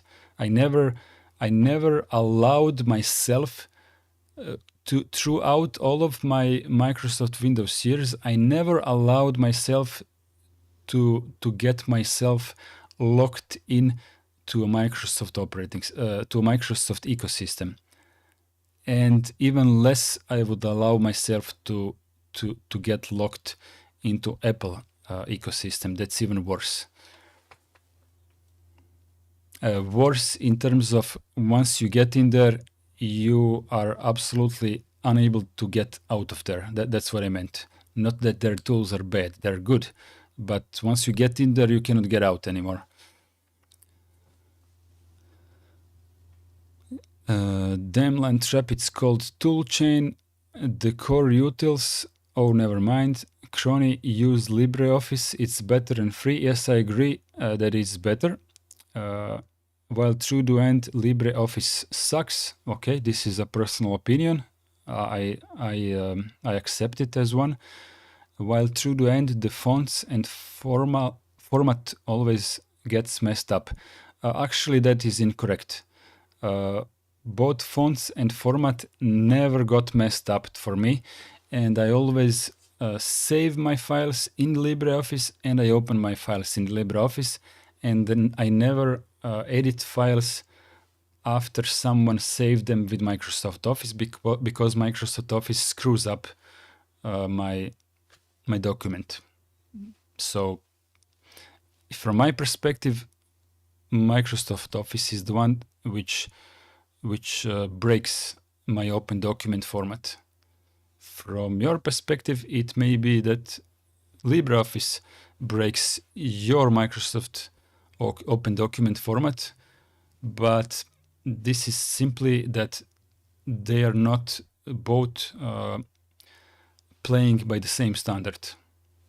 I would be willing to argue which one is playing more to the actual open document standard, but I may be a liar if I pretended that I know, everything. Plus is missing features that Office has. Okay, that's true. LibreOffice definitely is missing some features that Microsoft Office has, but also Microsoft Office is missing features that LibreOffice has. So this is simply a matter of perspective. Which are the features that you need? Crony says, as for photo and video editing, adapt open source software. Well, this is my motto, certainly, but it doesn't have to be for everyone. Crony. Open source isn't good. Actually, I'm not even a fan of open source. I don't like open source. I only like only. I prefer free software, not open source. Free software is much better than open source. It lacks a lot of features. Now I don't know what that means. Crony says LibreOffice has more issues. Fonts and other stuff get messed up when you try using Microsoft Office documents. Well, this is certainly true, yes. If you try to open Microsoft Office documents, they will not always open up correctly in LibreOffice. So the solution to that is don't open Microsoft Office document. Tell your friends to make their documents in LibreOffice, and then everyone will be compatible. Gabor says, while true to end, alternatives or using Office in the browser. Also Darktable for photo editing, Kdenlive or DaVinci Resolve for video editing. Yes, so DaVinci Resolve works on Linux and is used in Hollywood. So it clearly is a good product because a really large industry depends on it. So from that perspective, it's also free. So why the hell not, right? But for my use case, Kdenlive is fine. I don't need DaVinci Resolve. DaVinci Resolve is not free software, so I simply prefer to use free software, no matter that Kdenlive lacks a lot of features that DaVinci Resolve has, but these are the feature lineup that I don't need. So from my perspective, it's Kdenlive perfectly fine and gets the job done. While true to end, I spun up a VM to install Office on it. That's also a good solution, I would say.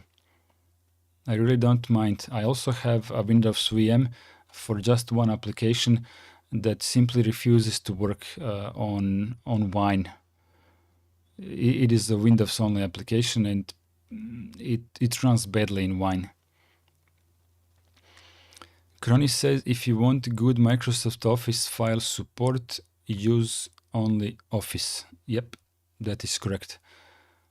I just boot my VM to run Office. That is also a good solution. Del Anderson says you may want to watch a few Richard Stallman interviews or lectures. Free and open source software may have rough edges, but there are some more serious problems with proprietary software. I just happen to agree with Del Anderson, but I don't want to be a free software zealot. I want to advertise free software as a good thing, and if people can see the benefits of free software, then I would be very happy to help them and get them on board, like guide their hand, you know, just give my hand out and help out as much as I can. So the onboarding is the least painful as possible, but I certainly don't want to tell people that they must use free software or else. This is not a good approach, in my opinion. There is plenty of room for proprietary software for people who are simply unable to detach themselves from proprietary code. And many simply don't want to. So that is also a fact.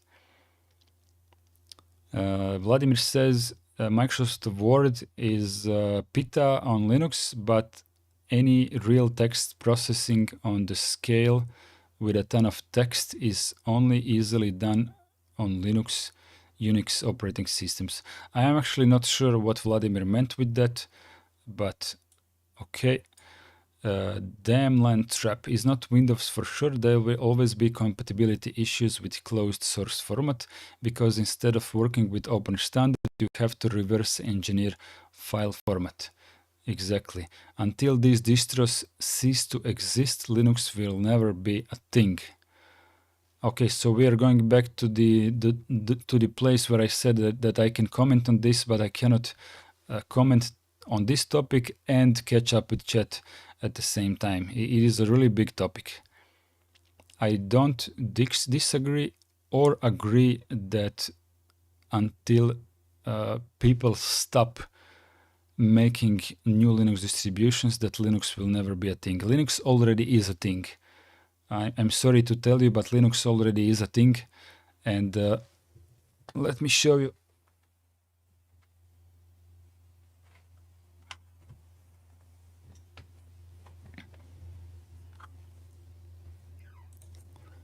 Look.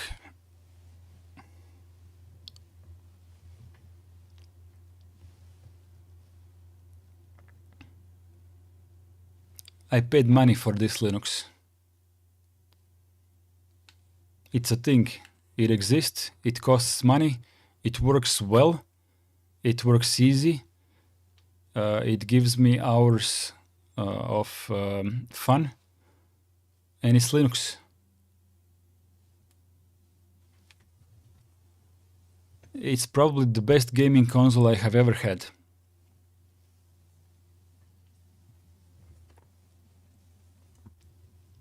So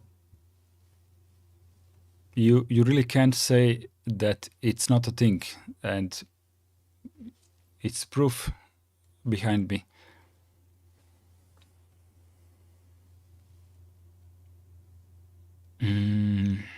So where was I?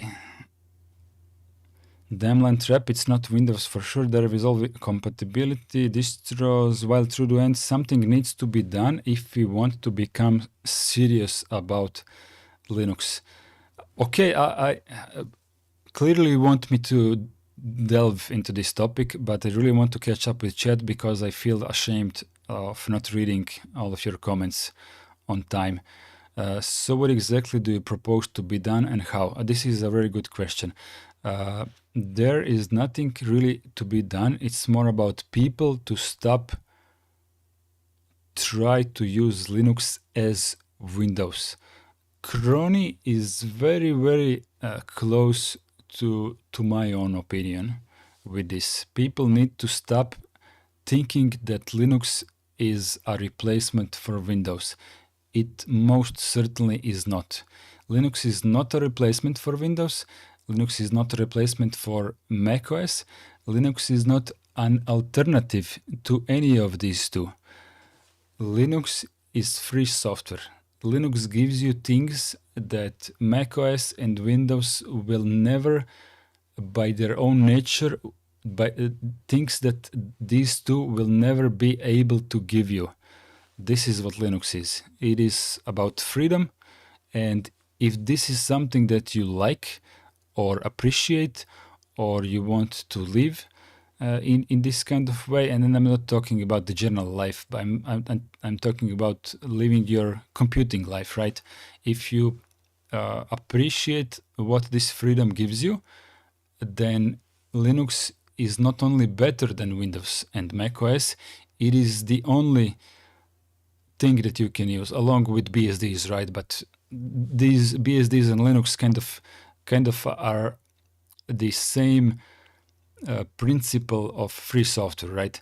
So what these things can give you, Mac and Windows will never be able to give you. So it all depends on how you approach things and what value do you expect from software, right? It is really, really easy to understand, and as Crony says, Linux needs to help people. I mean the Linux community, sorry. I meant the community. Linux community and BSD community as well. Together, they need to help new people to understand that we are not offering an alternative. We are offering something completely different. This is the thing. Free software cannot replace Windows or Mac.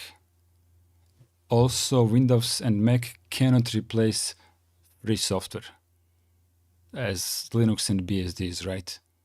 It's not interchangeable. If you value free software, then Mac and Windows offer nothing for you. It is useless. If you understand what I'm saying, Mac and Windows are completely useless if you value this computing freedom. It is what it is.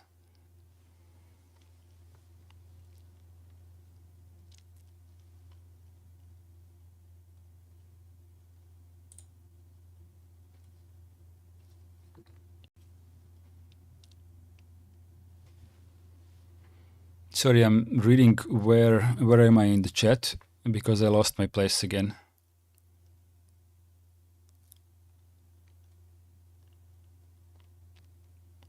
Crony says it is a fact that most distros are just reskins, but that's also the reason why Linux is great.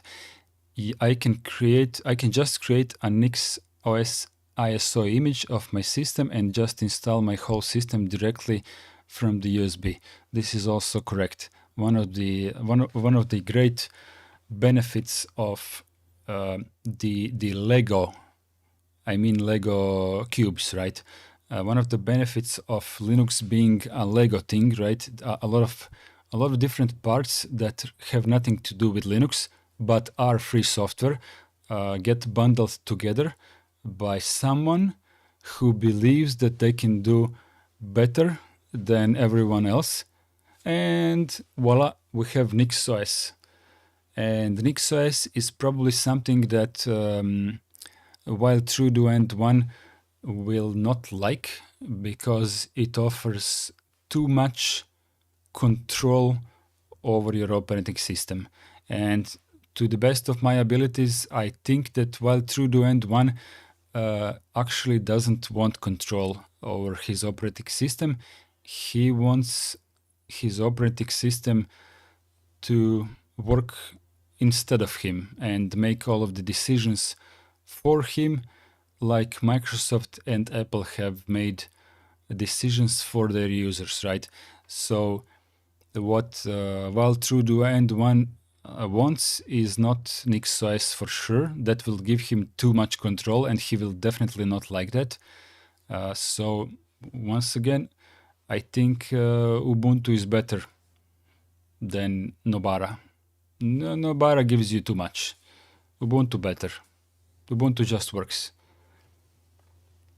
Ubuntu will lock you into their snaps, and I think you will love it.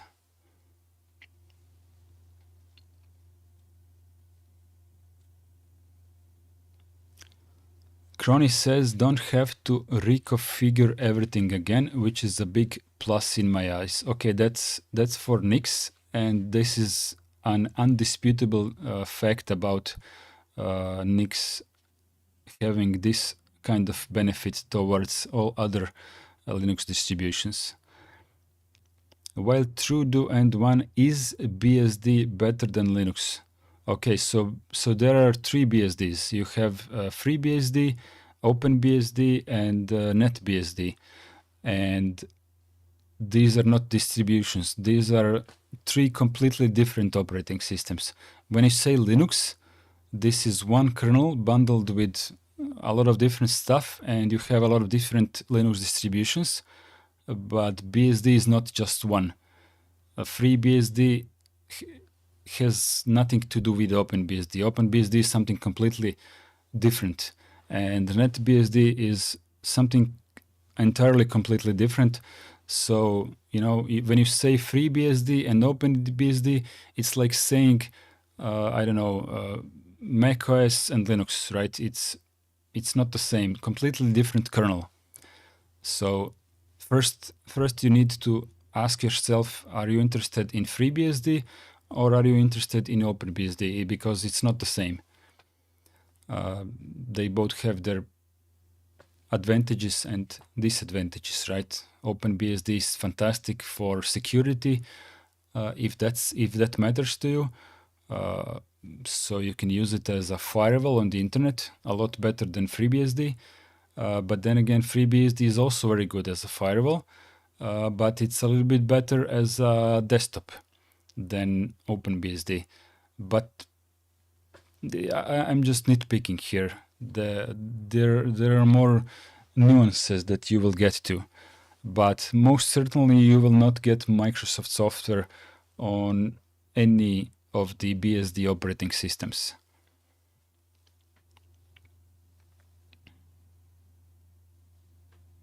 While truedo and one, why does BSD not get as much attention for gaming and stuff? Well, gaming gained a lot of gaming on Linux gained a lot of traction when a company called Valve has decided that Windows 8 is trash and that Microsoft is trying to take their gaming business away from them. So what Valve did, they invested a lot of money into trying to make Linux gaming good. Okay, let's say good. Let's stop on that. So Valve is the company which tried to push Linux gaming, and they utterly failed. Like, they failed miserably.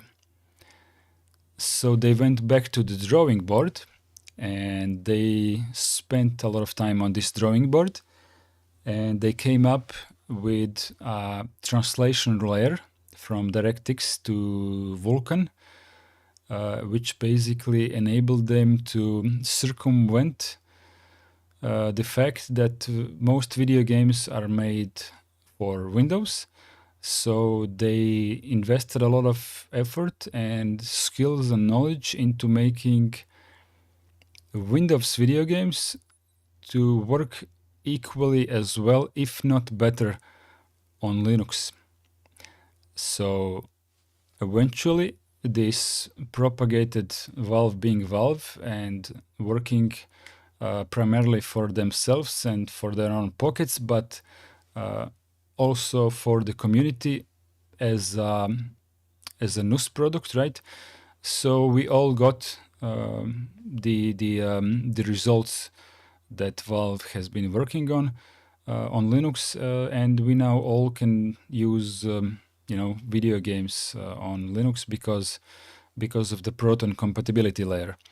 However, what Valve did not do is Valve did not invest into making Proton work on BSD because they are focused on Linux. Valve has a Linux gaming console. This is where their entire focus is. And there is plenty of rumors that Valve is working on big console. Let's put it this way, right? So not a contender for Nintendo Switch, but contender to to Xbox and PlayStation, right? So whether this is true or not, I guess time will tell. But Proton on FreeBSD, let's say, it's up to the community to make it work. And I really don't think that they are they're lagging behind, and Valve is not helping them because they really don't care. I mean, why would a company care about BSD if they have Linux? Their business is there, right? So it is what it is. However, a fun fact, what 15 of you in chat may or may not have known, PlayStation operating system is FreeBSD. Not entirely accurate, but when you start asking questions, I will explain. But PlayStation definitely is FreeBSD. Also, macOS is FreeBSD.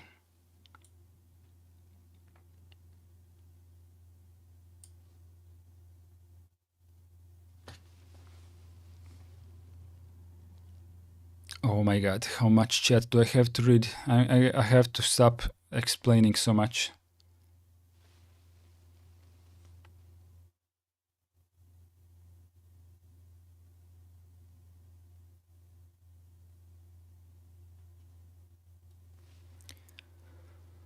Okay, now I'm going to just rush through everything because I really want to catch up with you guys. Mostly because gaming is almost impossible on BSD. It's not impossible, it's just that not enough effort was invested. What makes gaming impossible on BSD? Nothing. It is definitely possible. It's just that you need to put effort into making stuff work. And by effort, I don't mean the user, but the developers.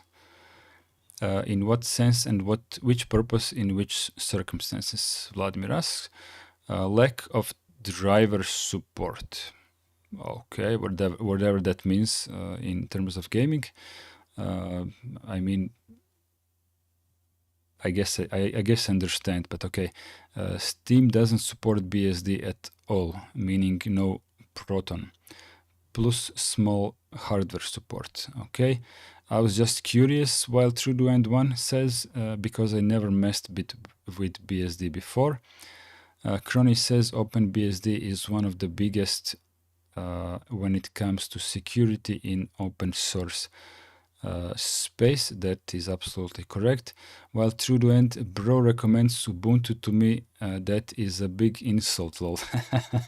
I am recommending Ubuntu exactly as an insult. You got that right. It was half a joke because you keep saying that you want something that just works, and it may be an insult, but Ubuntu is closest to just works out of every other distribution. So Ubuntu is all African word for which means I don't know how to configure BSD. Ubuntu is an old African word which means I think community or something like that. While TrueDoEnd, he doesn't know how much more feature Office has that I need to work. It's not that I don't know how much more features it has. I'm just saying that not everyone needs Microsoft Office. That's what I'm saying. I am certainly not a person who needs Microsoft Office because LibreOffice is better. I really stand by what I said, but this is subjective. Crony, I thought of trying BSD, but my laptop doesn't have supported hardware and I don't have any other devices. Iceblade, oh, here's a question for you. What lesser known program do you use often? I am gonna have to skip this because I will never catch up with chat. You can ask me later again and then I will answer. Ubuntu is an insult because it is labeled as a noob operating system. Precisely, didn't you want a noob operating system? You keep telling all of us that you want stuff that just work. You don't want to configure anything. So Ubuntu is perfect. Daimland Trap, you are just trolling at this point. But yeah, I would agree with this.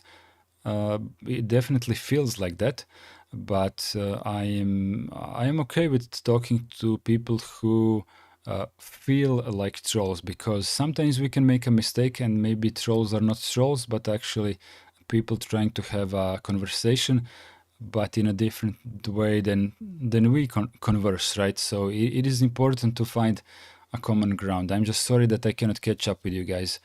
Ubuntu is labeled as a noob OS only because it mostly just works. Some could be said for Fedora, which Nobara is based on.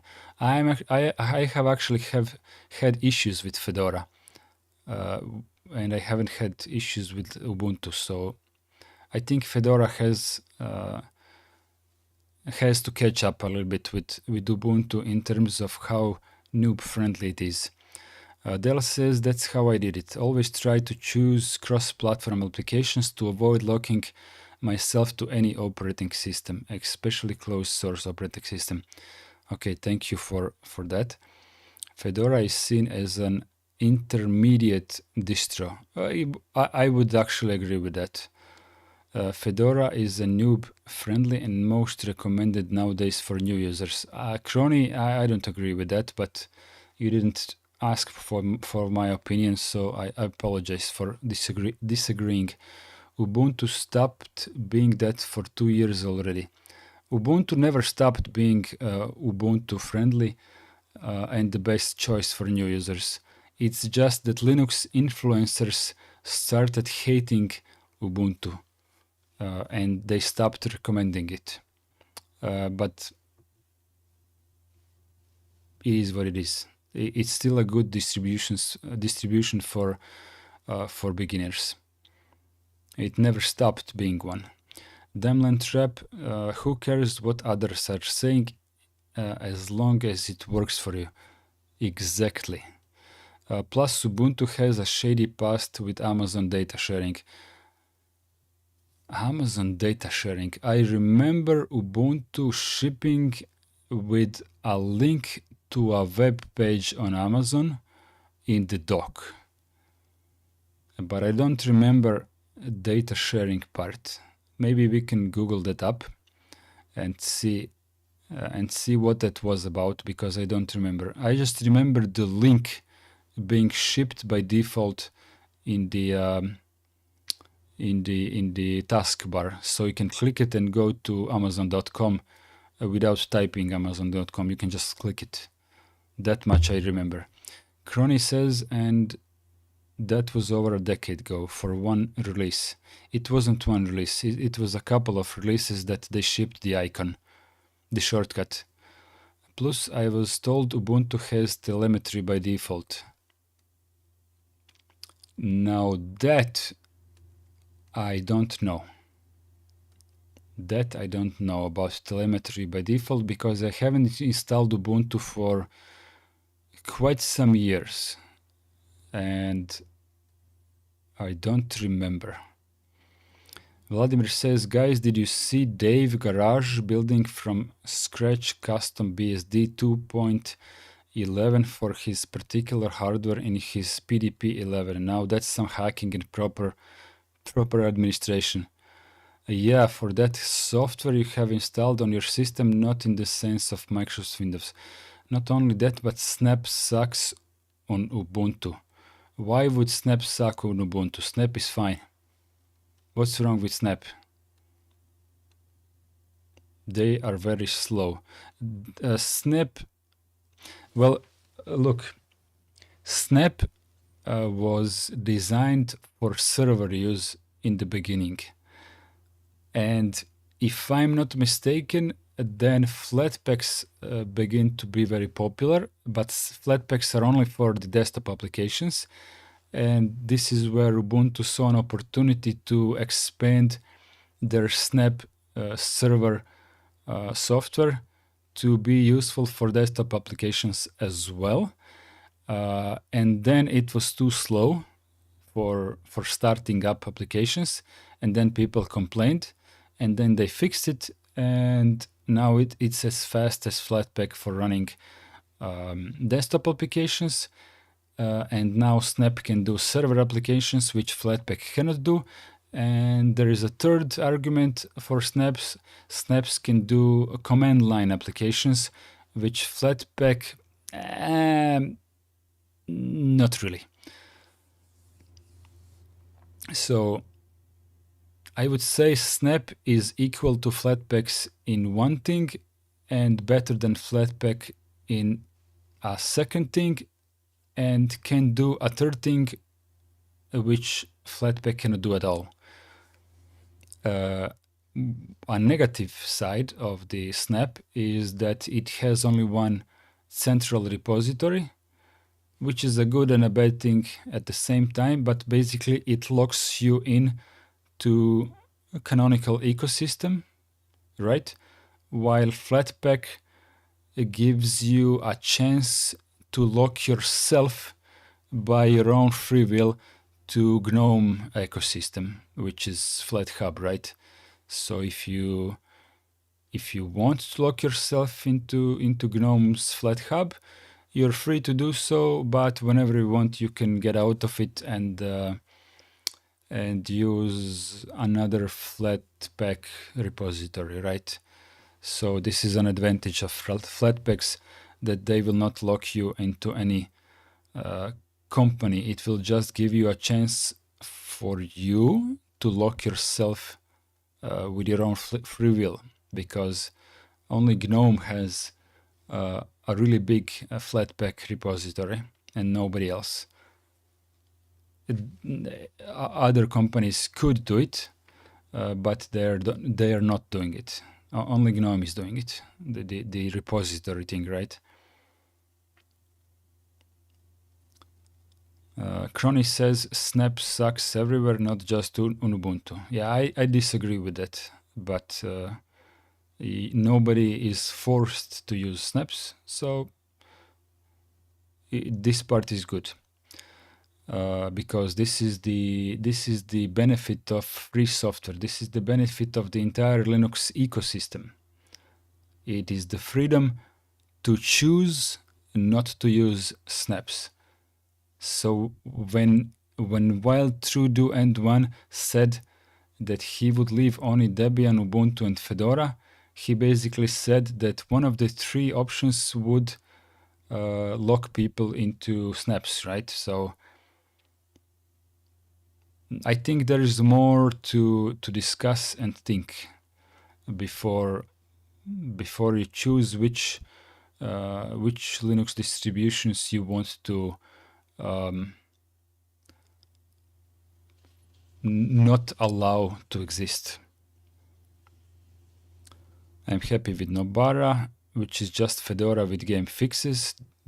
This is correct, but I'm agreeing and disagreeing too much today. Demland Rep, you don't sound that happy though. That's my vibe is exactly. He doesn't sound too happy with Nobara. Ubuntu forces them though, even when you install software adapt. That is correct. Yes, Ubuntu forces you to snaps, but it is up to you. You have the freedom not to be forced into snaps by not using by not choosing Ubuntu. You have this freedom, right? Linux gives you all kinds of distributions, and this is why they need to exist, so that you don't have just three to choose from and all three become evil. This is really important that we have 1000 distributions, because when all three that you have chosen decide to be friends with each other and they all become evil, then we have the freedom to make the fourth distribution and the 500th distribution, right? I think this is important. We need to keep this freedom to spawn 5000 distributions. It is stupid and it is wonderful.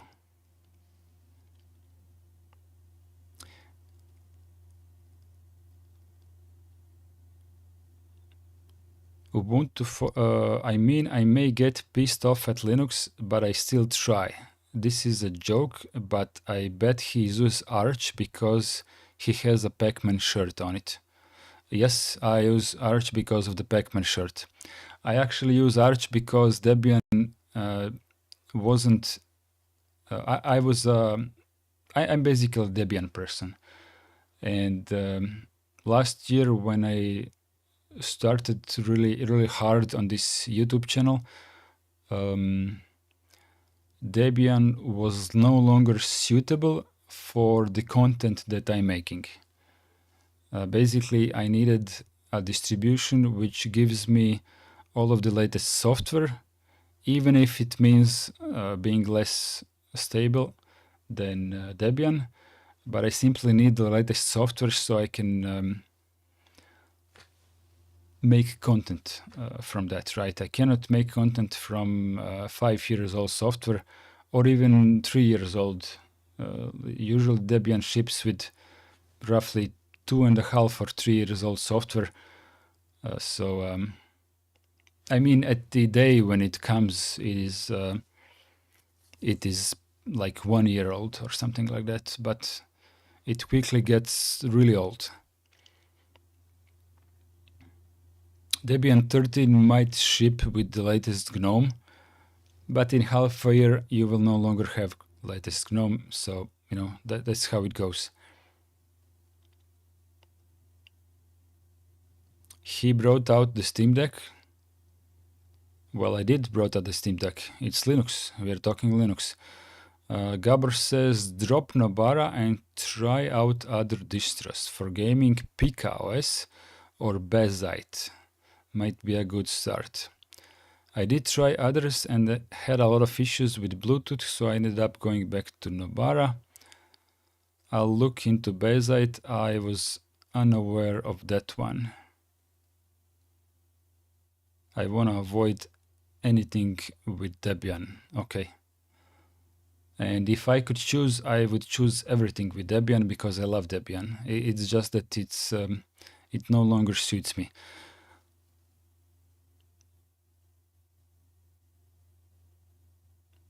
I never used Debian on my system except for Ubuntu. Vladimir says, what I meant with text processing is not choosing fonts and making one page pretty.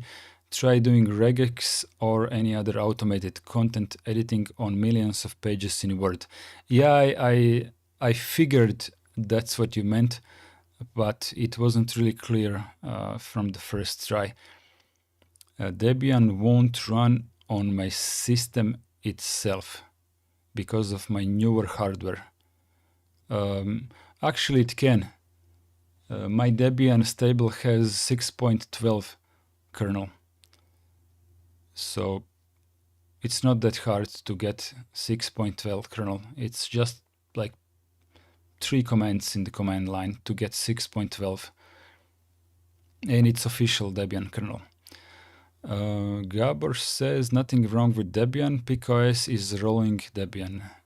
No worries with new hardware. Also, you can use stable Debian with the latest kernel as well. WMan37, welcome in. It can replace certain things actually. You just need the functionality of equivalent Windows applications, which stuff like GIMP simply doesn't have. I don't understand why he says Nobara is not a distro. This is a philosophical question, why I said Nobara is not a distro, because it's not. What is Linux Mint? Linux Mint is Ubuntu, from which a Mint team has removed Snap daemon, and they removed all of the snaps, of course. They added the missing applications that were Snap only, for example, Firefox. Then they added their own desktop environment, which they are building with their own hands. And it is always the latest one. So when you say Linux Mint is a distribution, yes, it is distribution which is based on Ubuntu, which is based on Debian. So So Linux Mint is a child of parents which are children of parents, right? Something like that. But Mint is definitely distribution because there is a lot of changes from Debian to Ubuntu to Mint.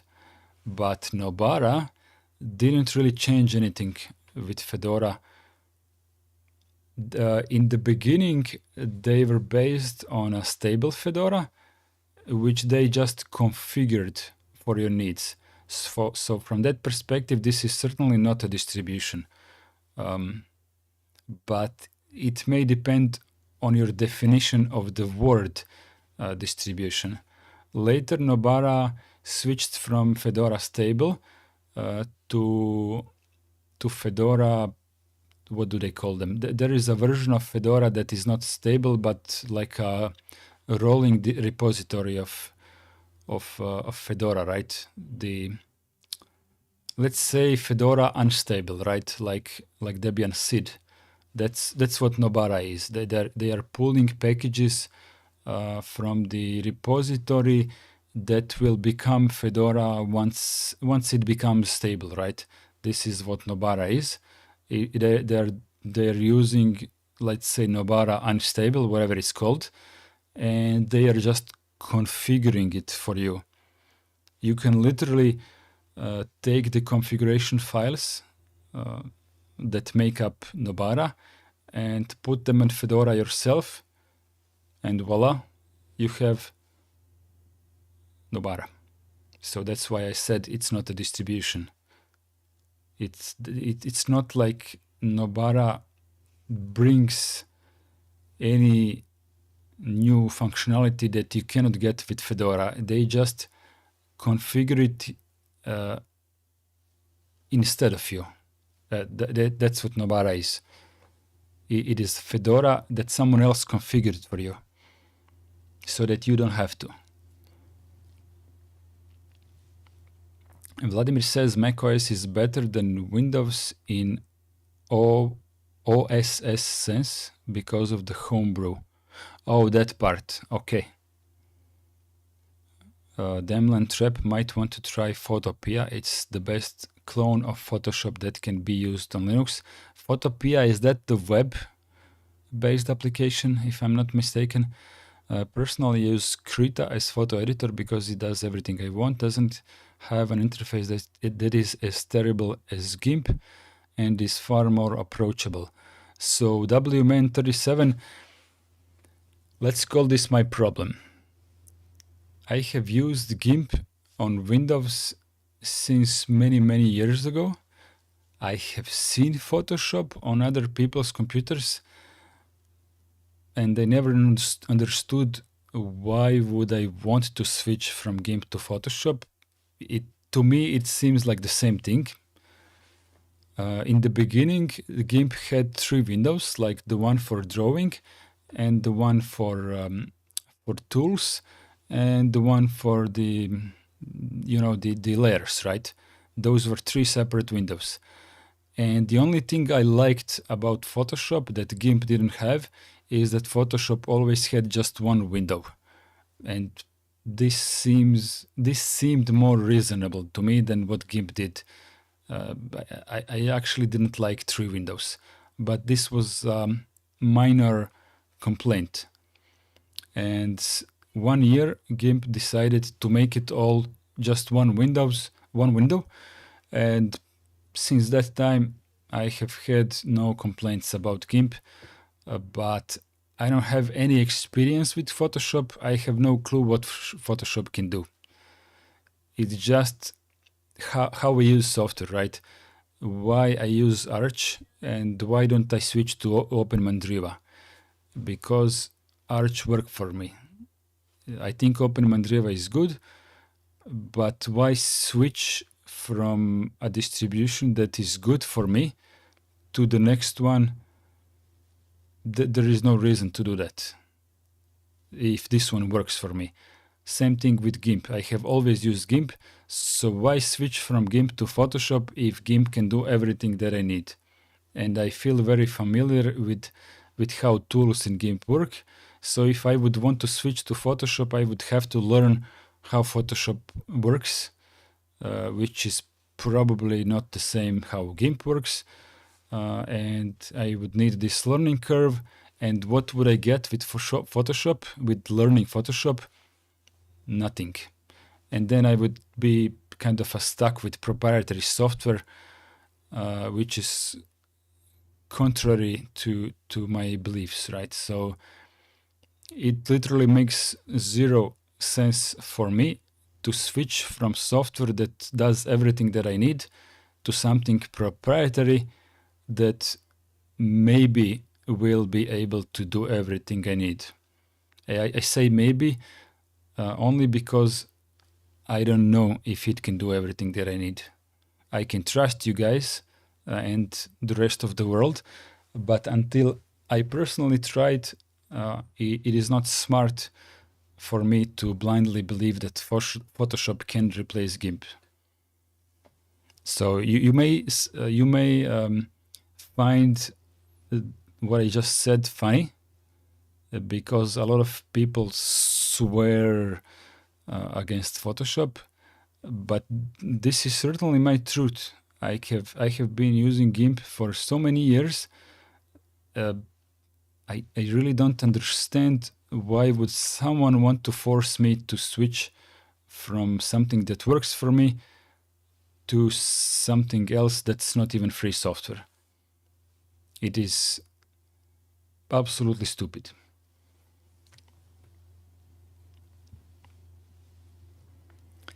While Trudeau and one, no, not the snaps comment. I hate snaps.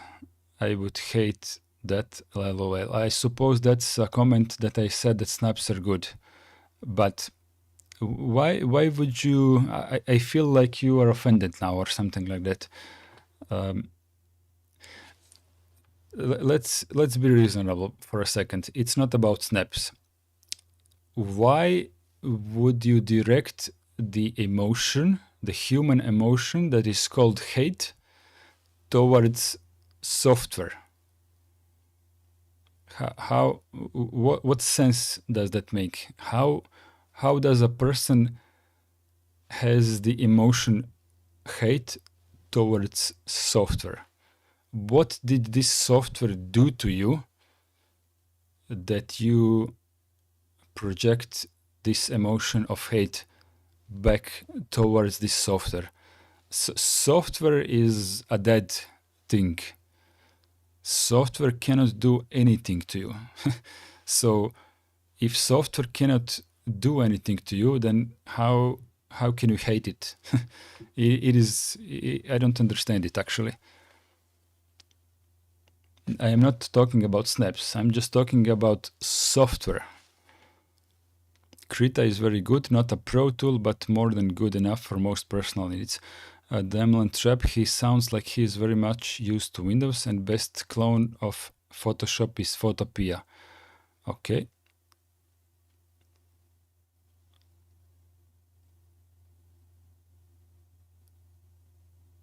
Where am I with chat? I lost it again. Oh, I found it. I agree with you, especially if your clients pay for the software, but for personal use, I now use options for everything I need, including 2D and 3D graphics and audio. FreeBSD has OpenBSD PF for firewall, and almost same level of security can be achieved with jails and by Hive. Okay, I will not counter-argument this one, because Vladimir may know more than I do on this topic. Valve is the savior for Linux, but from the perspective of gaming. VMan37 wild to me that a Yoko Taro game is the reason we can game on Linux now. If I recall correctly, the XVK was created because someone really wanted to play Nier Automata on Linux.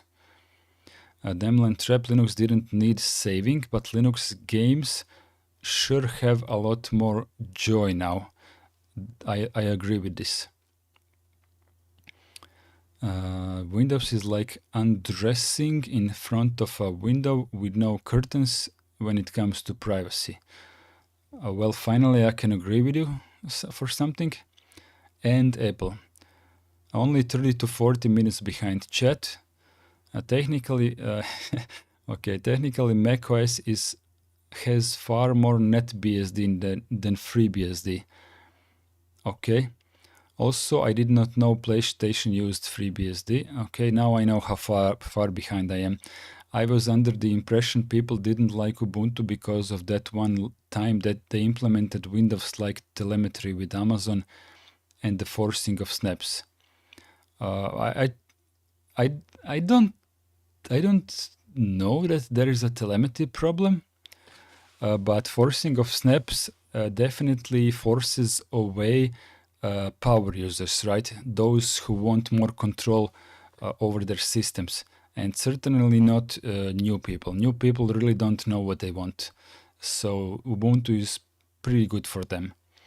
Also, Fedora may be adding AI to Fedora Workstation. They definitely are adding AI, but I don't know to what capacity. That sucks because that is the reason I was moving away from Windows.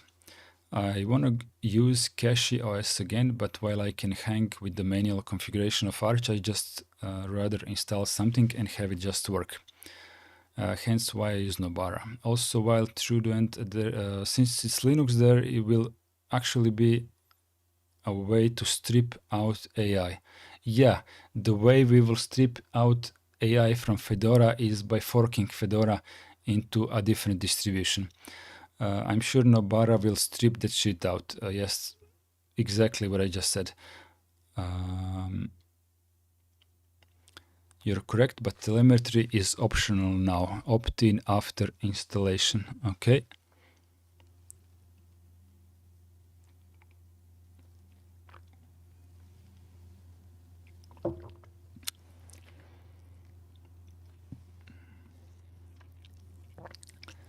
Silent Jet 85 said it's possible to use apt pinning to prevent it from installing snaps. Yes, Silent Jet 85, but I think this annoys people. Because if you have to do that, then you might as well switch to a different distribution if you really want to avoid that. Gabor says, thank chat and Linux Renaissance. I have to go. Good night, gentlemen. Good night, although I'm too late for Wave. Good night. Nobara uses custom kernel 6.13 Nobara. Okay.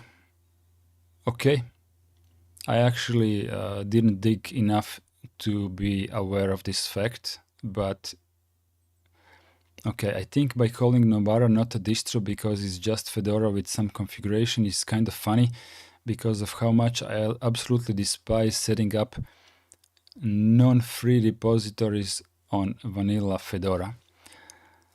To be fair, WMan37, I think the creator of Nobara himself said that Nobara is not a distribution when he made it at first. Maybe he changed his mind in the meantime.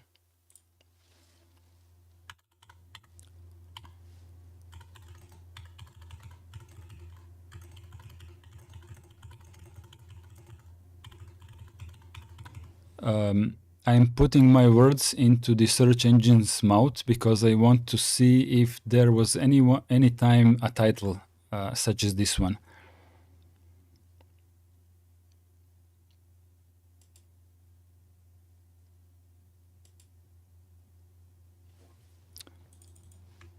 Let's try this way.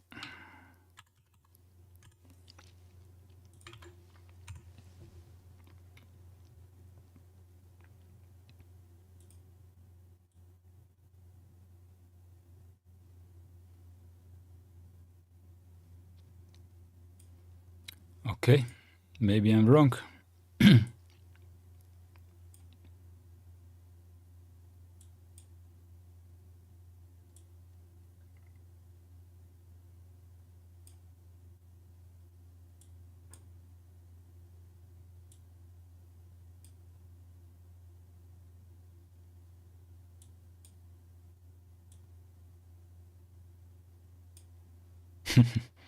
Gold edition. Okay, I suppose I'm wrong, but I was pretty sure that he himself said it is not a distro.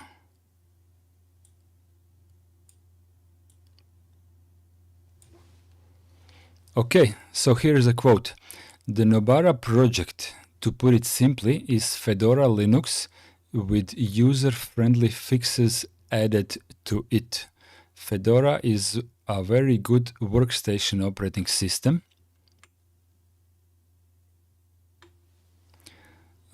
However, anything involving any kind of third-party or proprietary packages is usually absent from a fresh install. The documentation for getting these installed is additionally lacking. A typical point-and-click user would have no clue how to get a lot of things working beyond the basic browser and Office documents that come with Fedora. Some of the important things that are missing from it, especially with regards to gaming, include Wine dependencies, OBS Studio, third-party codecs packages such as those for GStreamer, third-party drivers such as NVIDIA drivers, and even small package fixes here and there. This project aims to fix most of these issues and offer a better gaming, streaming, and content creation experience out of the box. More importantly, we want to be more point-and-click friendly and avoid the basic user from having to open the terminal. So with the last sentence, they are actually announcing a distribution, but it is a fact that they said glorious egg. I remember actually this text. This text was initially on their webpage, Nobara project, right? The Nobara project, to put it simply, is Fedora Linux with user-friendly fixes added to it. Okay, so this is what I remembered when it first came to be, and in the meantime, I think they removed this text from their webpage. So if you want to call it a distribution now, go ahead. I really don't mind. It's just that I remembered what the author said, and I respected the maker's own words. So if he changes his mind, then I have no... I must change my mind as well, right? I must listen to the guy who is leading the project. Like, pre-configuration is what separates something like Arch from something like Ubuntu. Okay, this is this is too much. Having less headache for fresh install is worth the entire distro fork, in my opinion, because Nobara is not forking Fedora. Nobara is still Fedora. It's not a fork. Fork means that they went separate ways, but Nobara keeps pulling from Fedora, so I don't think it classifies as a fork. You know what fork is? A fork is LibreOffice. LibreOffice is a fork of OpenOffice. And OpenOffice went one way, LibreOffice went the other way, and they have nothing in common anymore after the fork.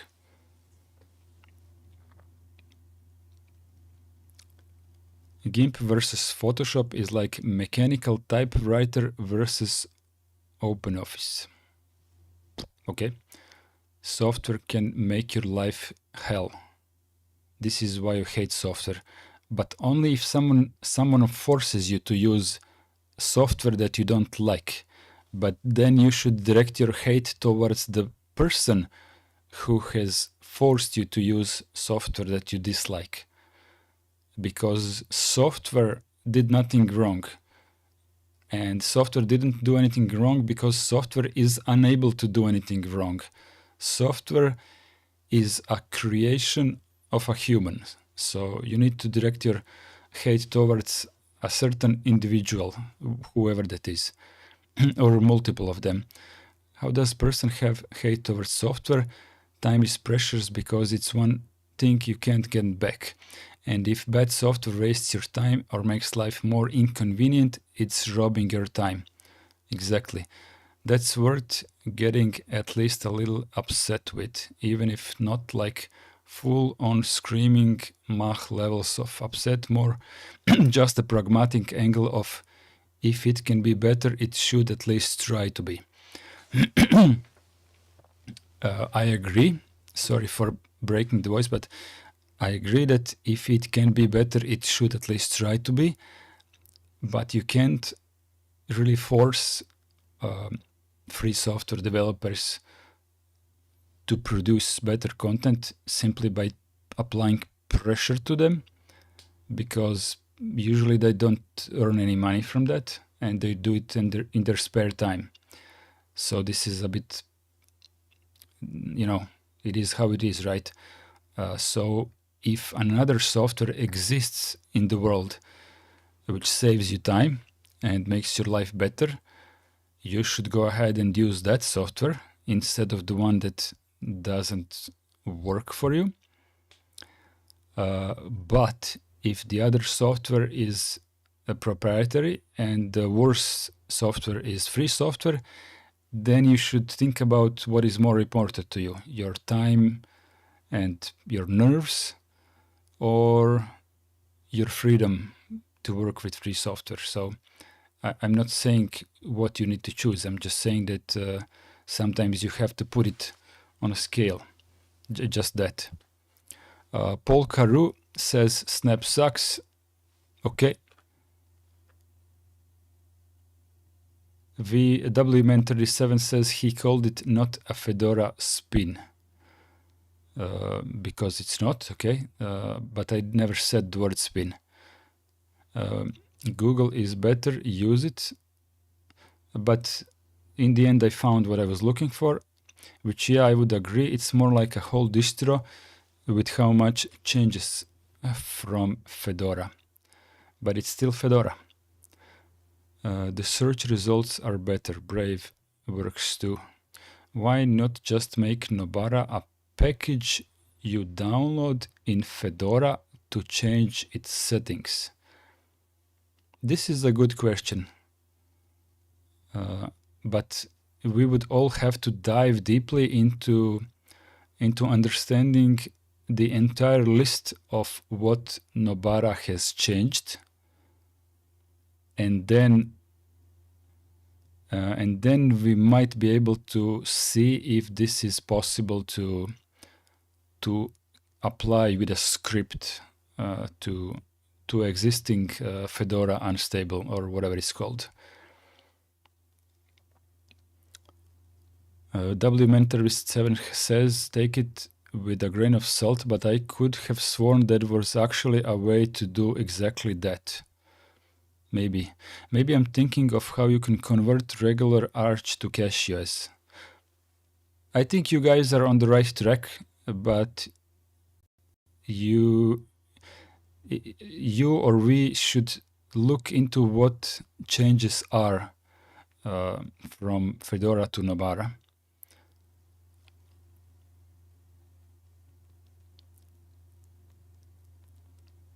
Makes more sense to me than investing in chat is moving again, than investing in making an entire OS spin.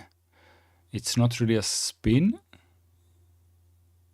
because spins are Fedora official, but all right, distro works better. Perhaps, but that needs more tutorialization for the everyman than just having something pre-configured. That is absolutely correct. OpenOffice is a dead project nowadays. Yes, it is. We should make a law where all developers have to make their software work on Linux also. If they don't, then they get banned from making software for any operating system. This sounds a bit fascist, to be honest. I'm not pretending to go into politics. I'm just saying that personally I am against banning anyone from their freedoms, freedom of software, right? It doesn't sound too nice. I would like it if every developer would develop for every operating system, but I am really against forcing people into anything. Windows is a monopoly, and it's because nobody is forcing developers to make their software work on Linux. Exactly. I don't want to force anyone. It is really free software. Is it really free software if you are forced to make it so? Hello, bottom of the chat.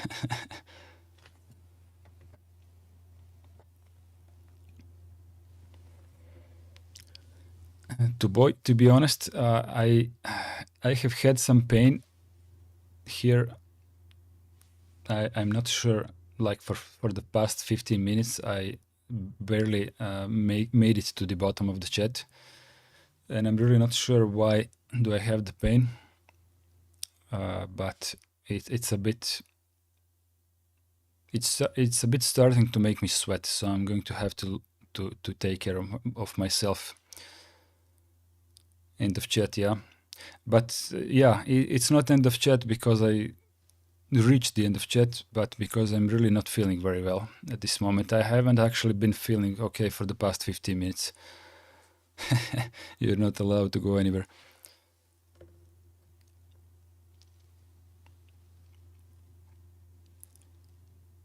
Not chest. No, not chest pain. Like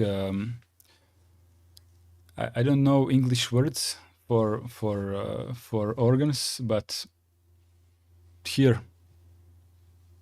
What is here? I have no clue. It's quite sharp and it's making me sweat. Just figured that this is a way to spend night out with friends and not get scolded by wife for getting drunk. Actually, my wife wants to go to bed, and the bed is here, literally. So it's not stomach, it's not intestines, it's not kidney, it's the it's maybe a liver or the thing that helps food to be digested, the yellow thing.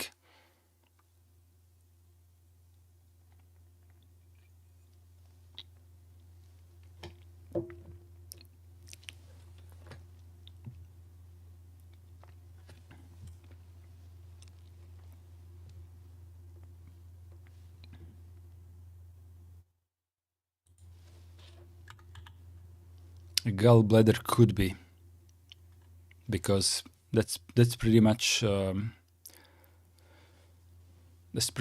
place where the sharp pain is, but gallbladder usually passes.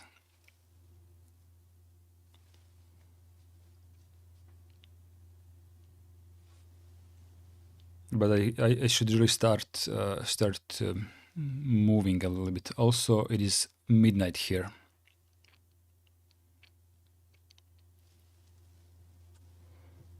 You know I'm gonna end the stream right now, right?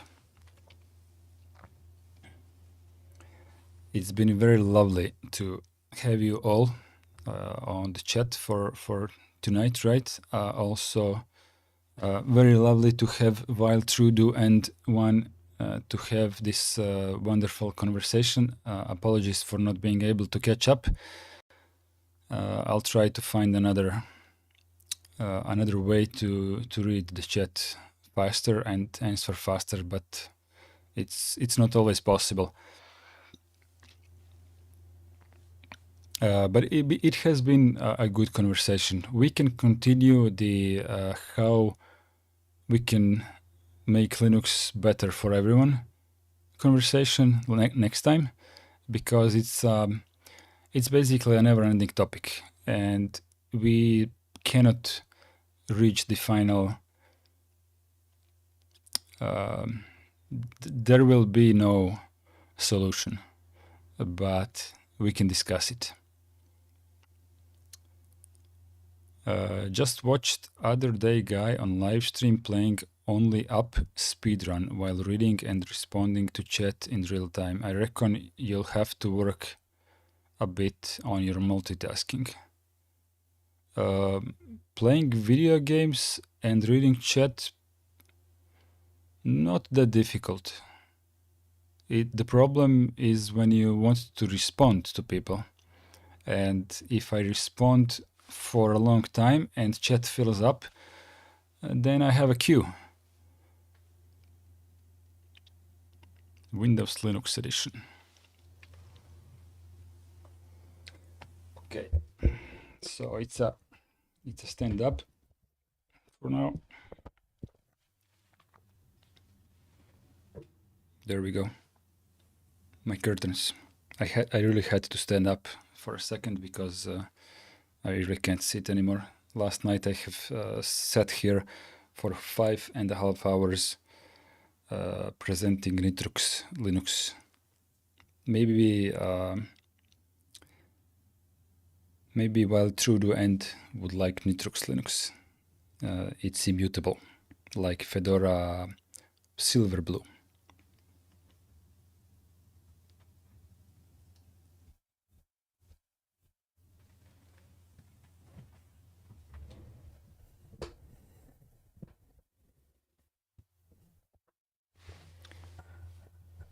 Damlan Trap says might have someone to pick up interesting messages for you. That is possible, but I think only people who have like thousands of people in the stream are doing that, right? I'm basically nobody, like literally. I think you guys hang out here simply because we have a conversation, and I appreciate this. I mean, it is a fact. It is quite a fact if more people get into my live stream chat, then I will simply not be able to catch up. It is physics. You know, a queue is a queue. So there is a limit to what a human can read and answer properly, right? For the answer to make sense. So at some point, I will definitely not be able to catch up with everyone. Like put I don't know, put why is my stream spinning? YouTube is misbehaving. I don't know, put 30 people in my chat and make the other half. Now we have like 15 people. Put 15 people more and make the rest of them talk as much as you talk now. So that is like double the chat bandwidth, right? And I will never be able to catch up. So from that perspective, it's a shame, but there will be a time when I will have to skip some chats, right? Though there is a way for get attention of a big streamer, right?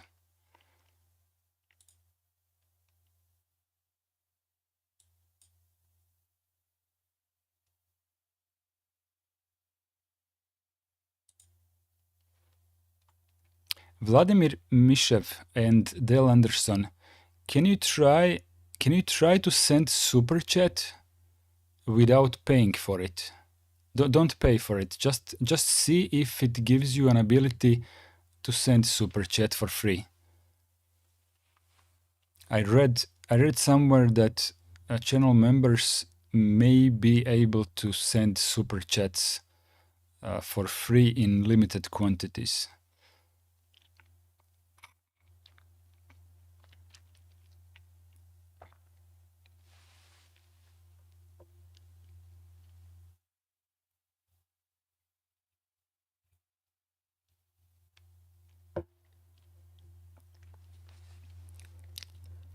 Doesn't work? Don't pay for it.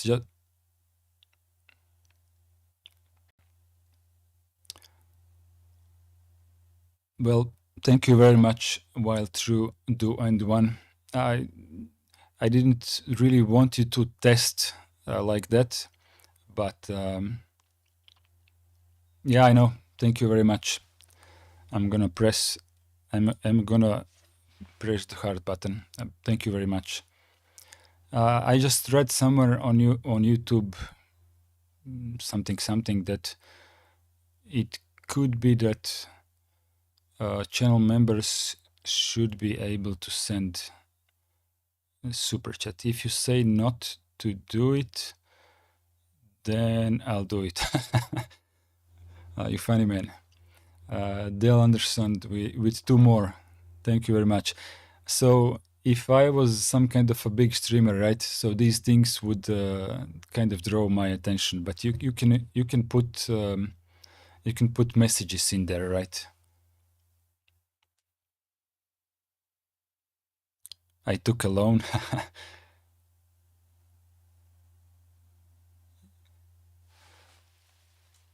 Let me check on YouTube.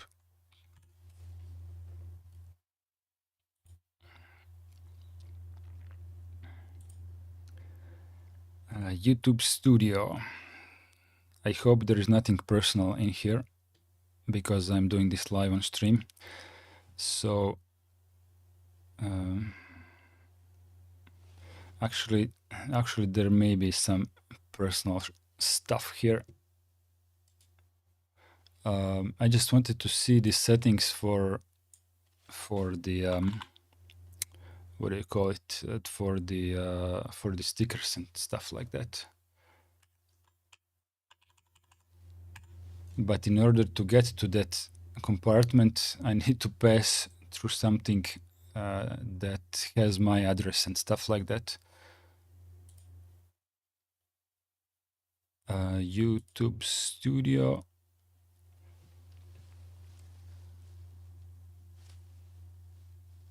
Okay. Memberships.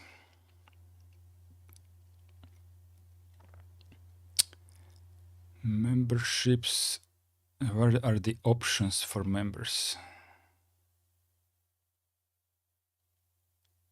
Customize default perks. Emojis. Optional features. Oh, for each month of membership, members earn a highlighted message to send on live chat. Look.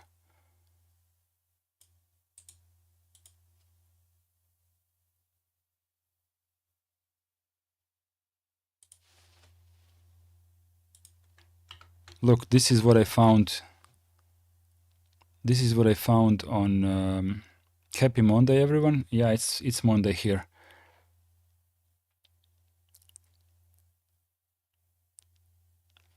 While through the end, do I have Discord? No, Discord is proprietary software. I'm not even kidding. I do have something that can be used in similar way. I have a matrix room. So if YouTube is not lying, then Dell Anderson should be able to send a super chat for free. Like one, I suppose. Highlighted message. So you didn't send a highlight message, you sent a sticker. So I don't know. What is a highlighted message? Is that super chat?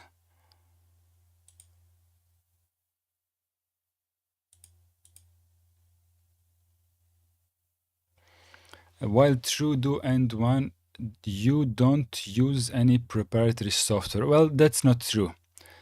I do use it, but the way I approach it is that if I have a choice between proprietary and free software, and if I'm not losing anything meaningful by going with free software, then I choose free software. Also, Discord owns my data, so that part as well is not that, it's not that pretty. I'm actually working on having my own Matrix server, so I'm going to have all my data on my own server and nobody else's. Right now, my Matrix room is hosted on matrix.org, but they are not. They're not like that with data and user agreements and stuff like that, like Discord is. So it's not that I hate Discord. It's just that there are other ways to hang out with the community, which is not that unlike Discord, and it's completely free software, both as a client and as server. So if you can see my screen, here is something that would be like Discord server, like the main icon, and it says Linux Renaissance Space. So in Matrix, this is called Space, and inside the space we have one room called Lobby and another room called Music. So I have only two rooms. I have actually had Discord previously, and I have had like 15 rooms in there. But I realized that this is useless for me, and we mostly hang out in the lobby. And the music is separate simply because we started sharing a lot about music, so it made sense to make a second room. But Discord, well, both Matrix and Discord, both of them are actually created on top of IRC technology, right? Internet Relay Chat. This is the underlying technology for both of them. It's just that Discord is made, it's built differently.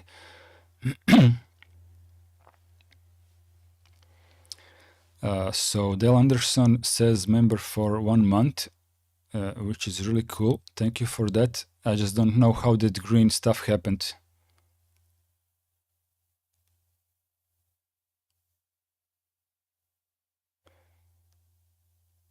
While True to End sent another 2, and once again, thank you.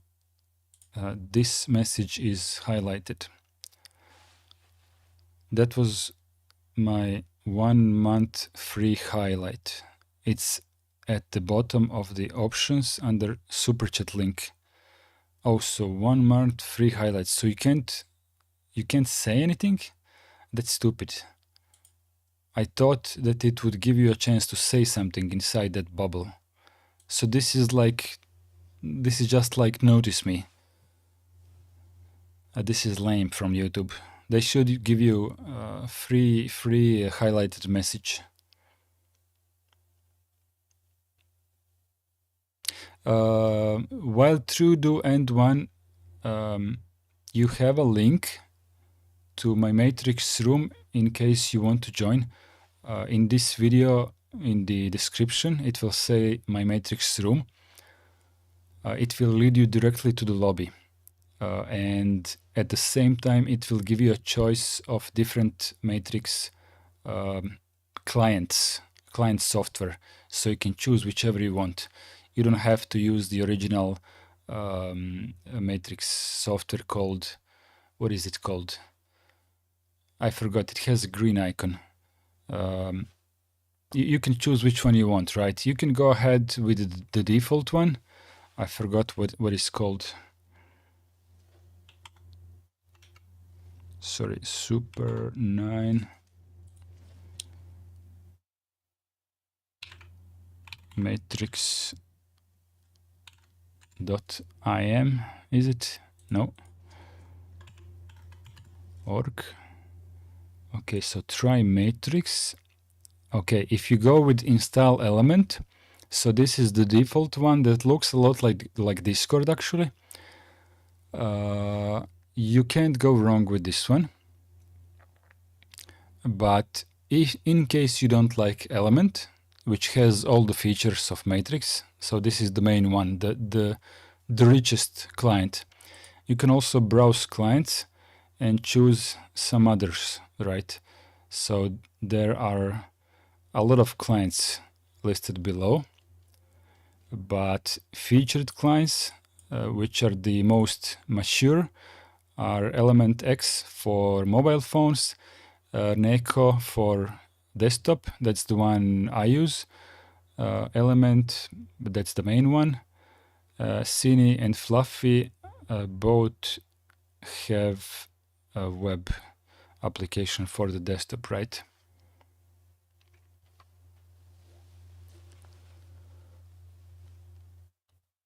Iceblade going to bed. I'm going to bed as well. Dell says, sorry, there may have been a way to add a message, but I was multitasking. Oh, no worries. Sudo dnf install matrix. Not matrix, dnf install element. Or maybe element dash desktop.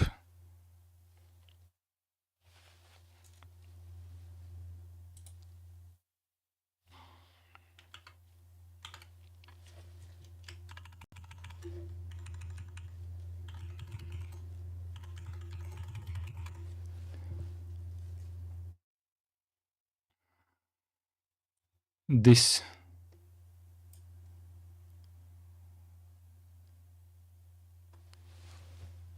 is what you need, but of course this is Pac-Man, right? So it may not be called this on Fedora, but it could be called the same on Fedora. So either it's Element or it is Element Desktop.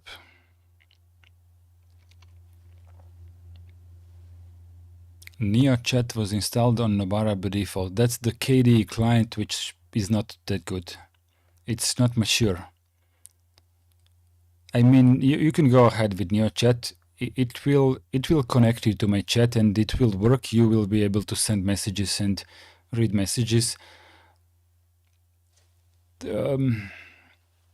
It's lacking in some functionalities. Let's just leave it at that. I actually, when I was heavily using KDE Plasma, I actually wanted everything to be written in Qt, so it visually fits KDE design style.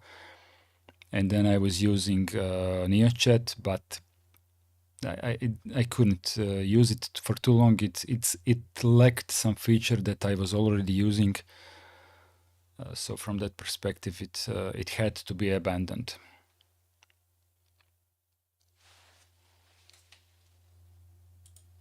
So this is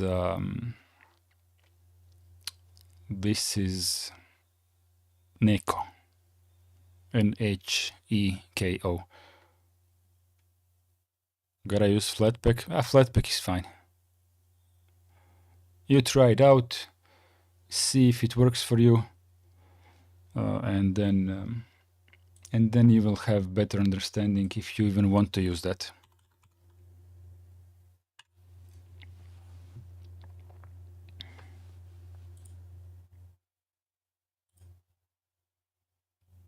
So this is the live chat that we are doing right now, and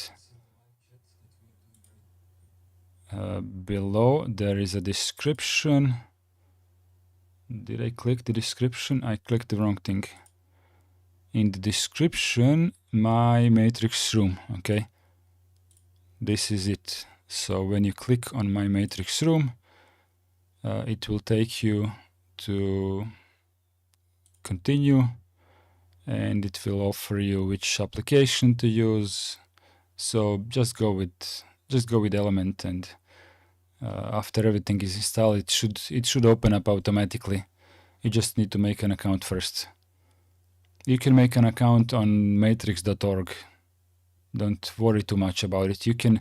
It's like it's federated. You can make an account on different servers, but matrix.org is like the primary sponsored one, so you're good with that. Okie dokie. I'll hang out in Matrix chat for a little bit longer, but I need to